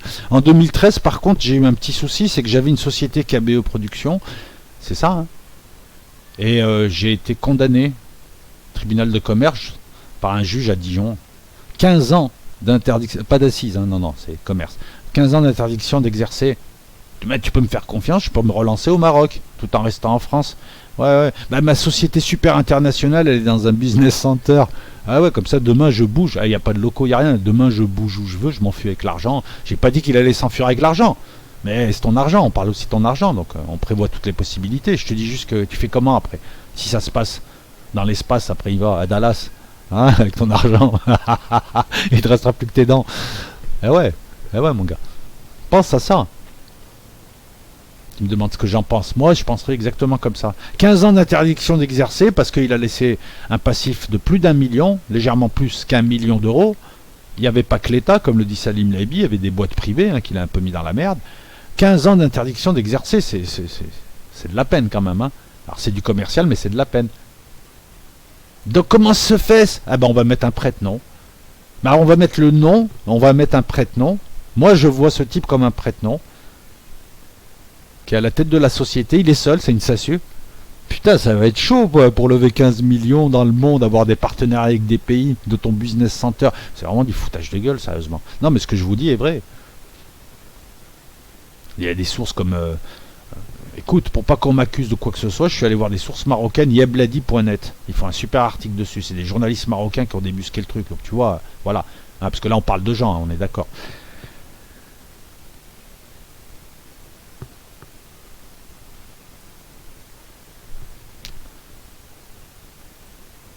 Ça se présente dans sur certains sites bidons privés qui se disent sites de trading. En fait, moi je le fais. Tu sais quoi, je dors, ma bite elle arrive, elle tape sur le clavier, elle te fait un site de trading. Je te raconte des conneries, je te raconte n'importe quoi, que Babar il est riche, que Peter Pan en fait c'est une meuf. Je te dis ce que je veux. Voilà, non mais c'est ça. C'est ce genre de site. Enfin, ça a la même crédibilité. Et on te dit que c'est le Zincoin, c'est une pépinière d'entreprises. Lesquelles? Il y avait un holding français qui devait s'occuper des smart contracts, c'est-à-dire des programmes informatiques qui permettent donc d'informatiser les conditions initiales, les conditions basiques automatiquement, et donc qui explique que si tu achètes cet argent, les conditions ne vont pas changer du jour au lendemain parce que toute la programmation est basée sur les conditions de base et qu'on ne peut pas les modifier. Je te la fais rapide. Ce n'est pas des contrats intelligents, c'est des programmes, petits logiciels. Cette société, ce holding français, on ne l'a pas vu. Ensuite, te présenter comme une pépinière d'entreprise. Non, tu as développé un site HTML web, un truc qui ressemble aux pages jaunes, et qui vise donc à améliorer l'interaction entre les professionnels de santé, apparemment au Maroc, et les patients marocains. Moi, c'est ce que je vois. En décentralisant les informations. Moi, j'aurais centralisé les informations dans un sorte de cloud, comme ça aurait facilité les interactions, puisque le médecin n'aurait plus qu'à aller à un endroit. Donc déjà, ça ne veut rien dire. Après, j'ai vu la page, j'ai éclaté de rire. Je te donne mon avis. Je constate. Eh ben, tu tapes Hayat médical, vas-y, va. Hayat médical, et puis le rapport. Donc, elle est où la pépinière d'entreprise? Mensonge? Amateurisme? Parce que tu n'es pas allé rectifier. Ça fait bien, pépinière d'entreprise. Le problème, c'est que... il y a beaucoup de flou comme ça. Tu t'engages à quoi vis-à-vis des gens? Là, tu demandes aux gens d'acheter un jeton et que toi, éventuellement, tu récompenserais les innovateurs. Un truc bien vague, tu vois, un truc de mutuelle, un truc d'assurance. Tu récompenserais les innovateurs et les entrepreneurs africains. Comment tu vas les détecter? Je te rappelle que vous êtes que toi, tu es interdit d'exercer. Tu dois être, t'es en retrait, tu es le véritable patron, tu as mis un prête-nom derrière, que tu tiens.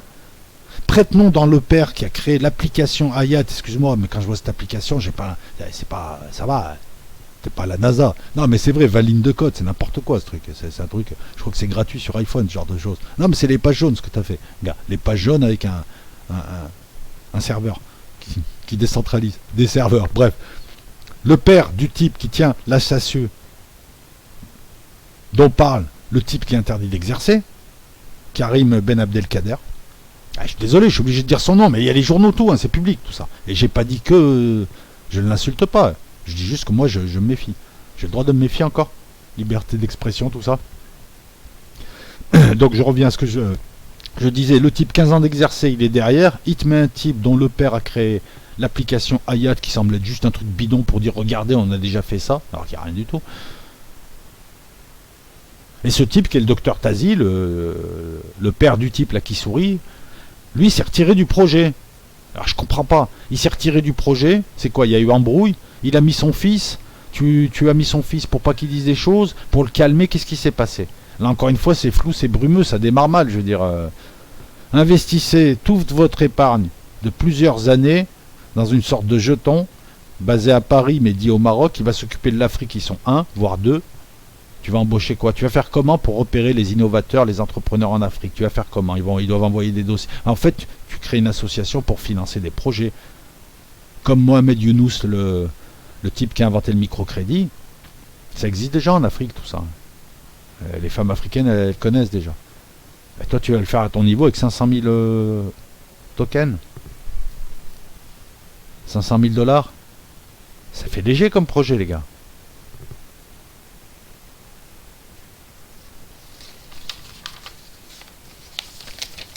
Voilà, le 15 mai 2013, il y a un courrier du liquidateur. Alors, il y a une vidéo du docteur Tazi qui est sur Vimeo et que tu peux retrouver très facilement, qui explique tout ça, qui montre les documents. Moi, je n'ai affiché aucun document de peur, tu vois, que ma vidéo soit censurée, alors que je ne dis rien du tout. Je dis juste que moi, et je leur dis encore une fois, et je vais le dire plein de fois, à la fin de la vidéo, je me méfie d'Usine Coin, qui, au mieux, est juste un projet privé d'un type qui essaye de se relancer et qui ne peut pas le faire en France, mais qui est quand même en France, puisque le business center, il est en France. Ça, il fait ce qu'il veut, je ferai pareil. J'ai connu des gens qui étaient interdits d'exercer, c'est pas des criminels non plus. Mais que tu saches, donc au mieux, c'est un projet privé qui va lui ramener des fonds. Pour en faire quoi, on ne sait pas. Tu gagnes quoi à ce projet, à cette levée de fonds? Parce que si tu avais acheté des actions, tu aurais des dividendes. Si tu avais des obligations, tu aurais un pourcentage à un moment donné, hein. Mais là, tu vas recevoir quoi, toi? Juste l'illusion d'aider l'Afrique. Comment tu vas contrôler, comment il va procéder, tout ça, on ne sait rien. Voilà ce que je suis en train de te dire.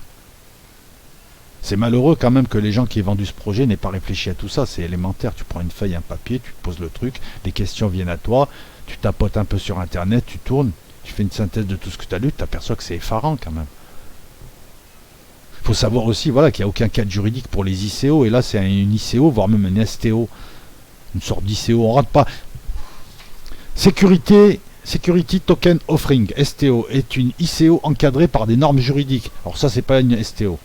La première STO française vient de la société Dom Raider, qui a permis de lever des fonds, parce que c'est des trucs honnêtes. Ils te disent, nous, on lance une monnaie qui est en fait un jeton de présence pour lever des fonds. Certaines te disent, tu participes au projet. D'autres te disent, tu crées la monnaie, tu touches dessus. D'autres te disent, on te donnera quelque chose à la fin. Et en plus, tu peux même la revendre. Elle est échangeable. Là, on te dit quoi? Achète, je sauve l'Afrique. Et deuxième, et c'est ça aussi qui me fait un peu réagir, deuxième autre argument, ça me rappelle l'année assurance. On va s'émanciper de ce système, c'est tous des salauds, et tu vas faire des économies. Et à la fin, c'était, ouais, mais t'es un con ou quoi? Tu vas faire 500 € d'économies. On l'a vu, elle est en liquidation judiciaire, l'année assurance. Pourquoi ils ne communiquent pas dessus? Le moindre des respects, c'est de parler des projets qui n'ont pas abouti. C'est normal que des projets n'aboutissent pas.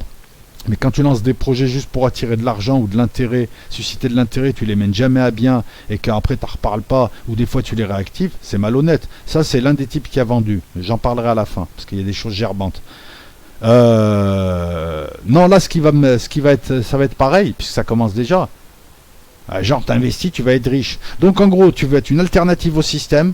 Tu veux lutter pour l'Afrique qui subit la spéculation, qui subit tout un tas de choses qui ressemblent à la spéculation en spéculant. C'est ton objectif. Ben comment tu veux que je te prenne au sérieux? C'est soit t'aimes le système capitaliste, avec les nuances, hein. Moi je suis capitaliste, après je trouve qu'il faut le réformer, justement, qu'il faut le purger, qu'il faut qu'il y ait une véritable création de richesse et de bonheur plutôt que de valeur. Là on crée de la valeur, là il n'y a rien qui est... C'est numérique, c'est ex nihilo. Il appuie sur des boutons, il y a des jetons qui apparaissent. Par contre, ton argent, il n'est pas ex nihilo, il sort de ta poche. Hein. C'est ta sueur, c'est ce que tu as fait pendant des années, c'est toutes les privations. Si tu as envie, après, vas-y. Donc, Dom Raider a créé le DRT, on appelle ça des tokens. Les DRT, ce token, peuvent s'échanger sur des marchés crypto, mais on te dit c'est une levée de fonds. Il n'y a pas... Je vais sauver la France. C'est même plus une monnaie. Voilà, c'est... Là c'est pire, t'as pas de profit, il n'y a rien au final. Ce que tu comprends pas, c'est qu'il y a des gens qui vont rentrer, le truc va monter, et à un moment donné, ceux qui ont l'argent au départ, ceux qui ont les cryptos au départ, vont revendre d'un coup, et il y a la moitié des gens qui va se faire avoir. Et tu seras complice de ça. Soit tu auras perdu ton argent, tu chialeras, soit tu ricaneras, mais tu seras un type du système, tu seras un petit Satan. Après, il ne faudra plus tourner sur YouTube et faire ton révolutionnaire. Parce que tu es exactement l'agent du système. Je te rappelle que la bourse, c'est des millions de petites mains, comme toi, qui font la bourse. Les fonds de pension, c'est des vieux. C'est pas Rockefeller et Netanyahou qui sont réunis, c'est des vieux qui donnent de l'argent en exigeant un rendement. Et qui pleurnichent parce que leur petit-fils ne trouve plus de travail au Texas après. C'est cette évidence-là aussi, cette incohérence que j'ai envie de mettre. Hein. C'est pas forcément lui. Lui, c'est un privé qui veut se relancer, qui a trouvé un filon. Ça marche en ce moment, c'est un nouvel outil. Il tente sa chance. Après, peut-être que ces gens vont aider l'Afrique réellement, peut-être qu'ils vont tenter des trucs, peut-être, j'en sais rien moi au final. Moi j'y crois pas. Parce que de toute façon, vu le public qu'on voit, la mémoire de poisson rouge, la naïveté, voire la bêtise de certains, et puis l'effet groupie, puisqu'on a vu qu'ils se sont appuyés sur des vendeurs quand même, enfin notamment un petit peu louche. On va y venir. Je sais, à chaque fois je dis on va y venir, mais on y vient finalement.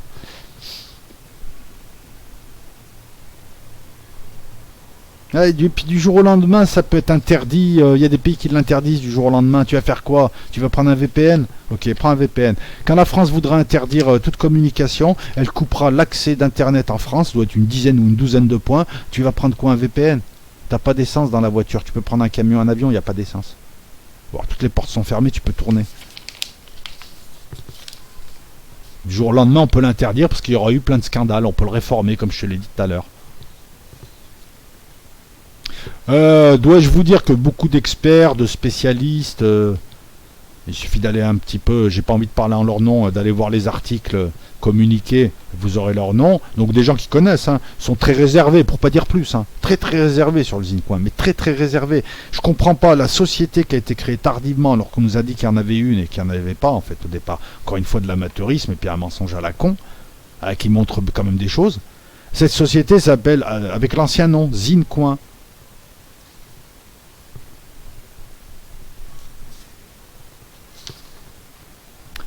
Est-ce que je t'ai tout dit ou pas? Non, mais quand il y a autant de flou, faut se méfier. Des soutiens. T'as vu les personnalités qu'ils ont? Ah ouais, ils sont obligés d'aller sur YouTube.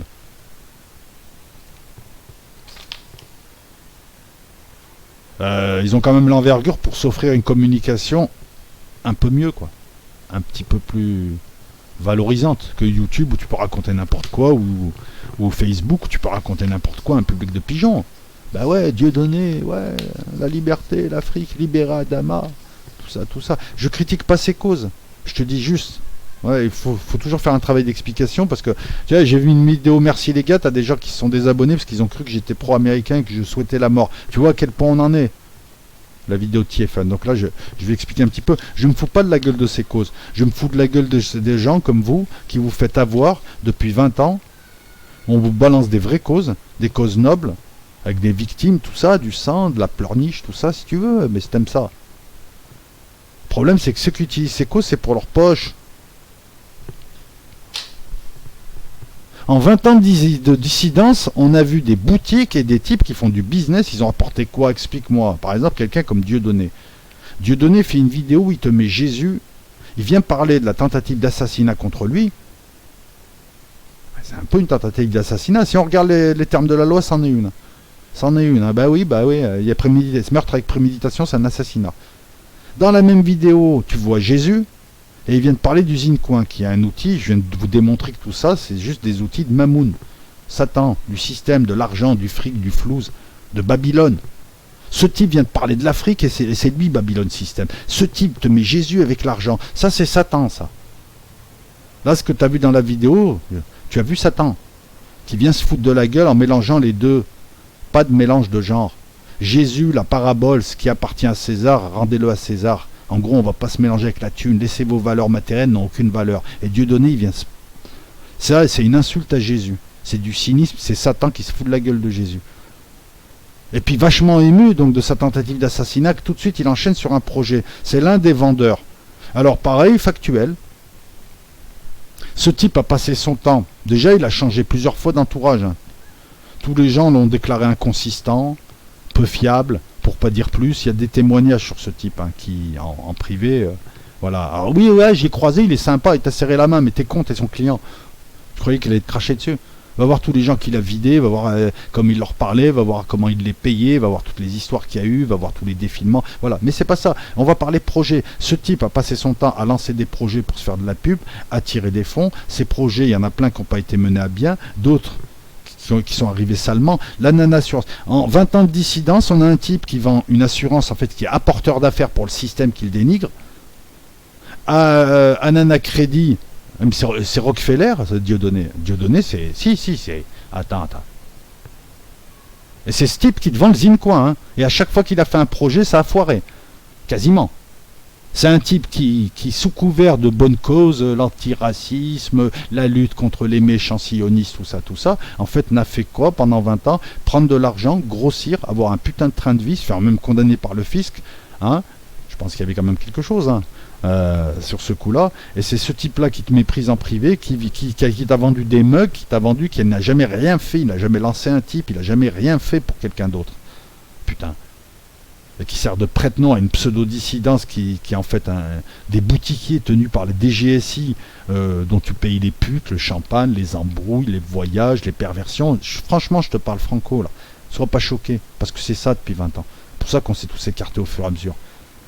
De malades mentaux qui manipulent des espèces de petits cons de 20 ans complètement stupides, complètement has-been. Alors eux, c'est quasiment la marge de la société. Eux, c'est 20 ans de la pleurniche, de la victime. Ça t'a apporté quoi? Le mec a vendu des cercueils. Maison Borgnole, le mec. Ça va faire quoi avec la révolution? Le gars, il se fait passer pour Che Guevara, c'est John Rockefeller. Il aime l'argent, mais alors qu'il arrête de mélanger avec Jésus, qu'il arrête de faire croire que c'est un philanthrope et qu'il aide l'Afrique. Il devait rentrer en Afrique, il n'y est pas. Port Grisby, là, je sais pas quoi, c'est devenu quoi? Mais le respect dû aux gens, c'est quand tu lances un projet, il y a des gens qui ont mis de l'argent, comme dans l'assurance, qui du jour au lendemain, il n'y en a plus. Liquidation judiciaire, l'année d'un crédit. Je te parle pas des traquenards, il invite des gens, il leur tend des traquenards, putain, mais rien que ça suffit. Il invite Conversano, il y a un traquenard qui l'attend, le gars il repart, il a deux dents en moins, il a un sang. Ah, c'est pas rigolo si on te le fait à toi. C'est vachement gentleman, ça. Hein, c'est signé, c'est dans le dos. Il invite Vincent Lapierre et en même temps il tolère qu'on porte des t-shirts l'insultant. Mais si tu étais un hôte, un véritable hôte, tu n'invites pas Vincent Lapierre en lui disant bon bah écoute mon pote, il est venu te chambrer. Il invite des gens et t'as son pote qui arrive et qui les victimise. Et lui il vient de parler du Zincoin avec Jésus. Jésus de Che Guevara, Rockefeller. Le mec il est capable de bouffer devant toi, t'as faim, il te proposerait même pas. Il joue l'Africain quand ça l'arrange. Il joue l'homme blanc quand ça l'arrange, il joue l'humoriste quand ça l'arrange, il fait de la politique, il a aucune nuance. Bref, des ressources à se réapproprier. Eh oui, putain. Je me demande s'il vaut mieux pas Bolloré au Cameroun qu'un mec comme lui. Il s'est présenté aux élections ou pas alors qu'il savait pertinemment? Non. Le concert? Non. Les pins, par contre, qu'il a vendu, il a touché la thune. L'activité commerciale indécente, hein, elle est effrénée autour de ces spectacles qui tournent en boucle et c'est toujours le même style, la même structure. Voilà, son entourage de néo-nazis. On en parle ou pas? Ah non, il est gentil, il touche pas les juifs du quotidien, ouais, mon cul. Ouais. Remplace le mot fudge par arabe ou black, tu verras que tu pètes les plombs. Ce mec n'a aucun état d'âme. Et toi, tu l'écoutes. Et tu vas aller acheter du Zincoin parce qu'il t'a fait 3 sketchs, il t'a fait rigoler. Il t'a eu par le rire et il t'a sorti 3 causes nobles. Qu'est-ce qu'il a fait pour toutes ces putains de causes? La Palestine? Ah ouais, 1500 €. C'est sympa, moi je peux pas les faire. Mais pour un type qui gagne de l'argent, qui l'a jamais de thune, c'est un gros radin. En tout cas, il est considéré comme tel dans le milieu et partout. Hein. Tout le monde te le dit que c'est un radin, mec. C'est lui. Balthazar Mbala. Je regarde. Bon, après, ces embrouilles avec le fils, c'est encore autre chose, parce que entre voleurs, moi, j'interviens pas. Hein. Il y a un truc, moi, qui m'a choqué, c'est que ces gens-là parlent d'unité, mais il y a un mouvement des Gilets jaunes où tout le monde espérait ou en a parlé, agrégé différents types de Français. Ici, en tout cas, ça l'a fait. On était tous contents de ça. Qu'est-ce qu'eux font? Ils sortent c'est pour te montrer que ces types sont juste là pour le fric, est enfilé. Ils sortent un gilet jaune, canal gilet jaune historique. Ça veut dire quoi? Déjà, je veux faire du fric, je te prends pour un con, je surfe sur la cause. Parce qu'à ce moment-là, ou alors vous avez reversé de l'argent aux gilets jaunes, aux éborgnés, tout ça. À ce moment-là, ça vaut plus rien ce que je dis. Et gilets jaunes historiques, non, nous on est plus vrais que les autres. C'est des types qui prennent la réconciliation nationale, mais qui ont un public de type de 20 ans qui passent leur temps à diviser les Français en Français de souche, t'es pas français, tatati tatata. C'est des gens qui n'hésitent pas à la moindre contrariété à t'insulter de bougnoule. Et c'est des gens comme là, c'est très simple. Là, je raconte pas de conneries. On essaye d'agréger les gilets jaunes, eux ils te créent une catégorie meilleure que les autres de gilets jaunes. Nous, les blancs périurbains, parce qu'ils ont changé, hein, certains dissidents ont compris que les arabes les suivraient pas. Tu me dis que le CRIF veut me dresser contre les blancs et toi tu veux me dresser contre les feuges. T'es un peu comme le CRIF. Alors, moi je vous dis à tous les deux, laissez-moi tranquille, je vous écoute pas. Vous manipulez tout le monde, les feuges, les ARA, tout le monde. Vous avez servi cette dissidence, ça servait uniquement, c'était une dissidence contrôlable. Je te le dis comme je le pense, m'insulte pas. Un jour tu me diras, putain mais t'avais raison. Eh ouais, c'est clair comme l'eau de roche. J'ai mis des années moi pour le comprendre. C'est une dissidence qui a été volontairement laissée, aidée même, secrètement. Et que fait Philippe Péninck derrière certaines personnes? Philippe Péninck, excuse-moi, c'est pas un rebelle du système, c'est pas Che Guevara. Il vient du FN, regarde ce qui est devenu le FN. C'est quand même un parti du système, c'est le premier parti de France. J'invente rien. L'establishment, Le Pen, tout ça dans les années 80, ouais, l'établissement, après il disait, il voulait jamais en faire. What the fuck, mais en sens inverse, tu m'as compris. Dissidence, tenue, qui n'a rien apporté. Je cherche. Le combat de MMA. On insulte les compagnes de gens. On les chauffe. Ils te proposent un truc à la loyale. Je parle de dissidence. Tu dis que tu es un bonhomme ou tu te donnes l'air. Tiens, ça me rappelle une histoire privée d'un type qui se dit harcelé alors que c'est lui qui fait des vidéos sur nous. On ne le calcule même pas. Mais bon, bref, cherchez même pas à savoir. C'est pas très intéressant. Ce qui est intéressant, c'est le sujet parce que là, je te sors des faits pour caractériser des gens et pour te montrer que ceux qui vendent ce truc sont tellement troubles que là, j'ai envie d'insulter, quoi. Si tu comprends pas là, fais ce que tu veux. On a un boutiquier, on a des boutiquiers, on a des petits malins, on a des gens qui finalement n'ont rien changé en 20 ans. Ils n'ont rien changé en 20 ans. Si, ils ont empêché qu'une véritable dissidence puisse éclore. Le système les a laissés faire jusqu'à qu'ils soient dangereux. De temps en temps, il leur met une tape. Le système les tient de différentes manières. Le système peut les éliminer demain s'ils ont envie. D'ailleurs, là, peut-être qu'ils veulent l'éliminer. Finalement, ils n'ont plus besoin de lui. Et eux, ils sont là. C'est des boutiquiers, c'est des personnages d'une pièce. On a créé une dissidence. Ça ne veut pas dire qu'ils participent, ça ne veut pas dire qu'ils se réunissent tous les soirs avec les autres. Ça veut dire juste que le système est comme ça. Il laisse faire des trucs, il les oriente, il les dirige. Ils ont toujours besoin de cliver les gens. Et au final, c'est le système contre les peuples. Voilà. Résultat, les feuges regardent les Arabes en chien de faïence. Les Arabes regardent les feuges en chien de faïence. Les Blancs, ainsi de suite, triangulaire. Et ça arrange qui, les peuples? Non. Ça arrange monsieur tout le monde? Non. Lui, il est venu, il a créé des trucs. Et c'est lui qui me vend le Zincoin. Tu veux acheter? Ce que tu veux.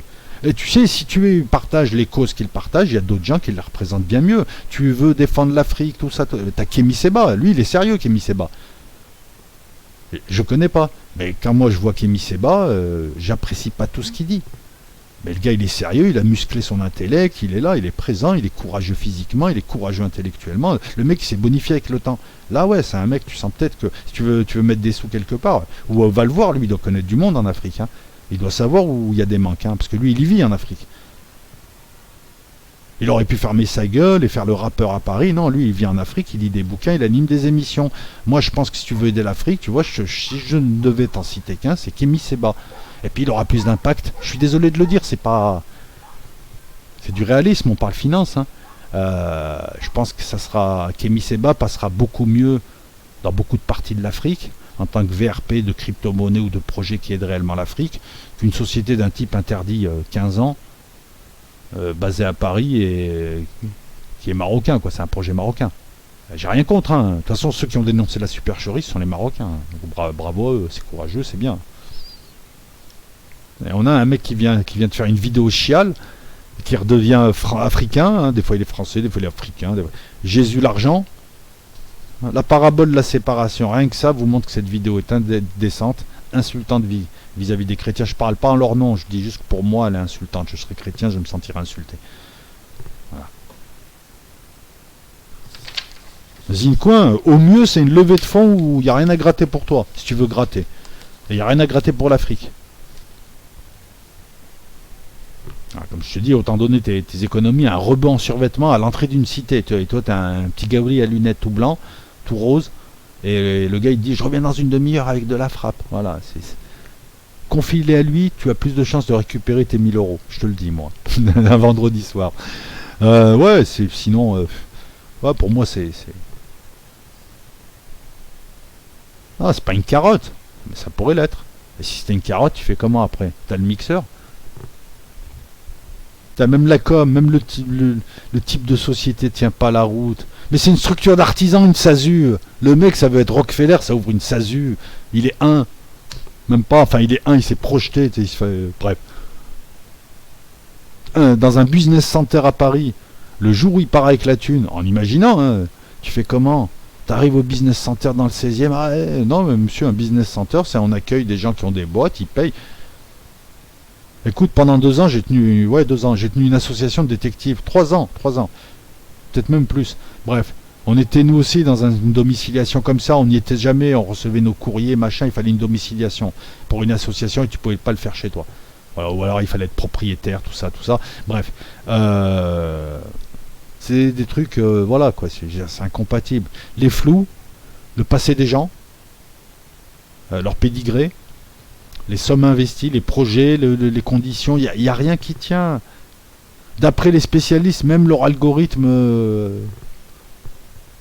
Alors après, moi je ne sais pas, peut-être qu'il est super maintenant leur algorithme, peut-être que ça marche pas du premier coup, mais enfin voilà, il faut que tu saches où tu mets ton argent, quoi.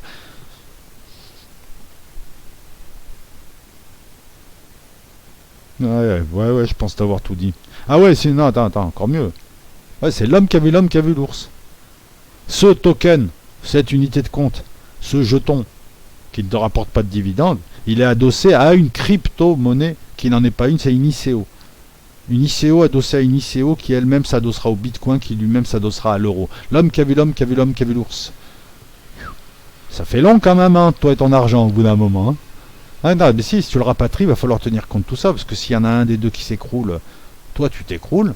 S'il y en a un des 4 qui s'écroule, toi tu t'écroules. 4 fois plus de risques.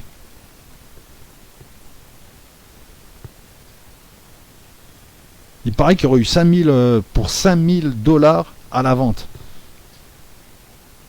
Apparemment, il y aurait eu 500 000 $ récupérés. 5 millions de dollars à la vente, USD. Alors, Hayat Platform. Pardon. Projet gadget, la palapalapapa. Améliorer l'interaction en décentralisant les données. Non, tu les centralises, tu vas améliorer les interactions. Ça n'a pas de sens. Non. Ah, monsieur, je vais te permettre de trouver le truc en le coupant en 20 et en le balançant un peu partout. Ouais, c'est pas mal.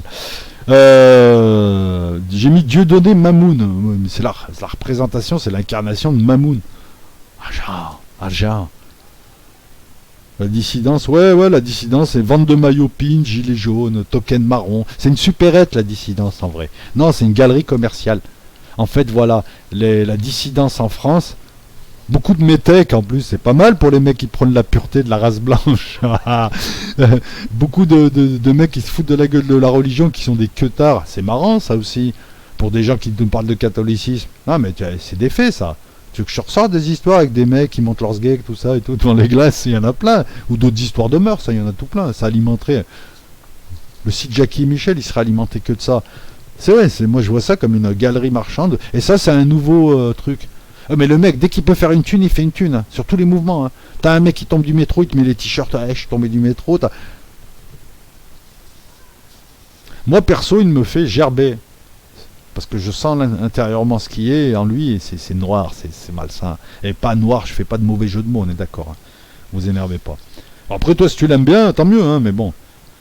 20 ans d'enfumade, j'ai mis en cul. Ah non, faut pas le dire, c'est YouTube. De manipulation par des gens malsains, tenue par la DGSI et d'autres, et qui servent juste à cliver. Elle a servi à cliver, à faire monter les tensions de la population. Valls et toutes ces marionnettes de l'autre côté, c'est pareil. Hein. Les habitent Lévy, Zemmour, Valls, Finkielkraut, Berchel, Renaud Camus. Tous ces gens ont servi à cliver, on les a mis en avant, mais on leur a pas dit venez cliver. C'est comme ça que ça marche pour faire monter les tensions, la guerre du tous contre tous. Et maintenant, il n'y a plus personne qui peut blairer personne, ou en tout cas, beaucoup de gens se méfient d'autres gens. Donc il faut toujours ramer. Moins d'interaction sociale, ça donne un corps social faible. C'est comme, imagine, toutes les cellules de ton corps ne communiquent pas. Ouais, t'as un corps, c'est un patchwork. Et ben, c'est comme ça que t'affaiblis. Tu pourris une société quand les gens ne se parlent plus horizontalement, ne communiquent plus, se regardent en chien de faïence, sont en colère et sont prêts à en découdre. Parce qu'à un moment donné, ça pète, ça profite qu'à la verticalité. Qu'à apporter la dissidence en termes de loi.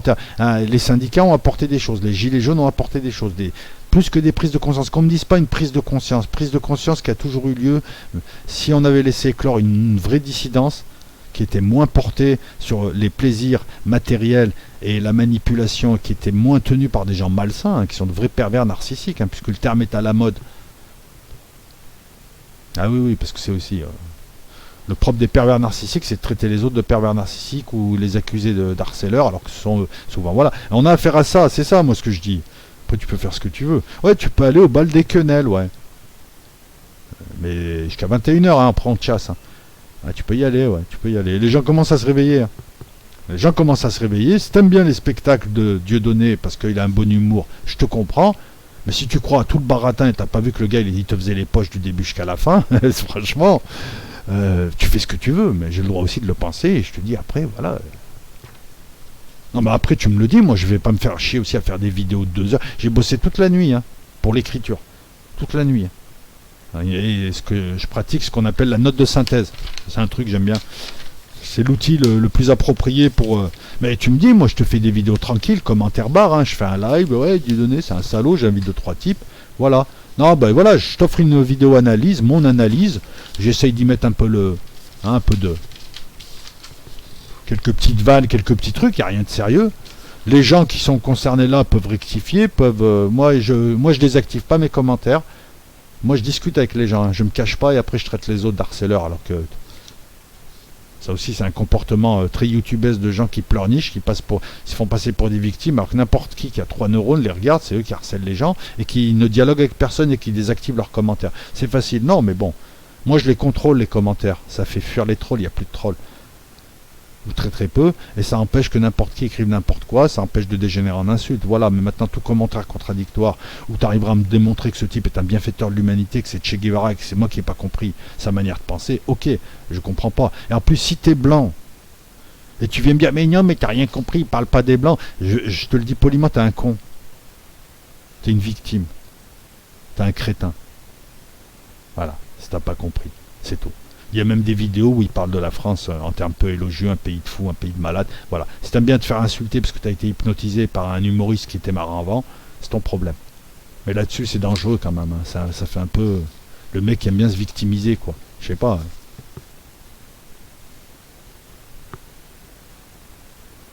Je pense avoir tout dit. Je regarde. C'est marqué même. Hein. Les tokens démontrent que les technologies blockchain n'ont pas toute vocation à lutter contre les systèmes monétaires existants. Hein. Les tokens ne visent pas un remplacement des monnaies. Ils sont un outil supplémentaire. C'est même pas des monnaies, mais même si c'était des monnaies, c'est des monnaies supplémentaires qu'on pourra sur le forex, hein, l'exchange, marché des devises, on pourra faire. Là, en plus, c'est même pas des monnaies, c'est des produits. C'est un produit. Tu achètes un produit. Même pas non, c'est même pas un produit financier. Enfin, pas toutes, parce que t'en as, c'est juste t'achètes et on dit, eh, mais t'es pas un mouton, hein. Eh, mais tu vas mettre 1000 euros et tu vas te faire 1 million, hein. Ah, donc c'est ça ton trip. Tu critiques le système qui fait ça et toi, quand c'est toi, c'est bien. Voilà, bon, bref. Je pense avoir tout dit. Je vous ai pas tout mis, je vous attends. Attends, tu sais quoi, je vais vous mettre quand même là, pour finir, une liste un petit peu... Ah, qu'est-ce que tu fais? Une liste comme ça. Je sais pas si vous arrivez à voir. Ça, c'est quelques monnaies. Alors ça, vous retrouvez dans Wikipédia, ça vous donne une idée hein, des monnaies, tout ça, donc je ne vais pas les évoquer. Hein. Et puis, je vous invite aussi à creuser la piste par vous-même si vous avez le temps, si vous en avez la possibilité. Allez vous faire un avis. Il y a de nombreux articles. Juste une chose, avant d'aller sur des sites, regarde quel est ce site, quelle est la valeur de ce site. Quand tu as le docteur Tazi qui se retire d'un projet, alors que lui, il en a été, en tout cas, l'un des participants principaux, la valeur du témoignage est importante, il était dedans. Quand tu as un site, regarde. Si c'est moi qui ouvre un site, c'est comme les sites de pronos, c'est regarde, il y en a des différents, il y a du frelaté. Alors, il vaut mieux aller sur des sites institutionnels qui ne tiennent pas de plateforme. Parce que là, tu as tous les sites que tu vois sur Internet sont en réalité des sites créés par des plateformes pour t'amener vers elles, pour que tu achètes de la crypto-monnaie. C'est tout ce qui les intéresse. Donc ce qu'elles vont dire dedans, ça peut être que de la pub, c'est de l'info-pub. Donc toi, il vaut mieux aller sur des sites d'institutionnels. Quand je dis d'institutionnels, c'est de journaux financiers institutionnels. Il y a un panel, c'est très accessible, c'est très facile à comprendre. Là, tu auras déjà un meilleur retour sur toutes ces crypto-monnaies et sur leur évolution. Voilà. Et te dire que voilà, c'est plus des crypto-actifs que de la crypto-monnaie, qu'il faut aussi, si tu veux investir là-dedans, regarder ton avenir. Et en tout cas pour le Zincoin, voilà, pour finir, si vous mettez 1 euro là-dedans, c'est à vos risques et périls. C'est sûrement pas pour aider l'Afrique. Alors soyez honnête avec vous-même. Vous faites ce que vous voulez, c'est votre argent. Donc moi pour ça je vous respecte, tu vois. Si tu donnes de l'argent à Dieu donné ou machin, c'est ton argent. Je veux juste que tu aies conscience un petit peu, que tu aies tous les éléments pour te dire ouais finalement. Et quand je te dis ça, c'est pas que je sois plus malin que toi. J'ai mis beaucoup de temps avant d'en sortir. J'ai mis, attends, je te dis pas, mais plus de 10 ans, beaucoup plus. Donc tu vois, c'est tardif pour comprendre. Il y a des gens, ils ont compris au bout de 3 ans ce que c'était ce truc. Donc moi, j'étais un peu sec-pas sur ce coup-là. Donc non, je fais tourner l'information pour essayer de faire gagner du temps à un maximum de gens qui se disent venir notamment sur YouTube pour avoir de quoi penser. Ah ben là, je t'en propose. Je te propose 1h40 de quoi penser. La bise à toutes et à tous. Je ferai des vidéos là qui vont arriver peut-être moins longues. Et là, je vous prépare le frioul. Et je vous prépare quelques images sur de la musique, hein, images de vacances. Il faut juste que je trouve le temps, mais ça va être cette semaine. Et je vais aller faire les rushs. Le Frioul, c'est un ensemble d'îles devant Marseille, avec des belles plages, des oiseaux, de la flore, tout un tas de choses, une histoire. Donc je vais essayer de vous faire un beau reportage et puis on va essayer de faire ça peut-être demain. Allez, la bise à toutes et à tous. Poussez, n'hésitez pas, partagez, etc. Et puis c'est tout. Ciao.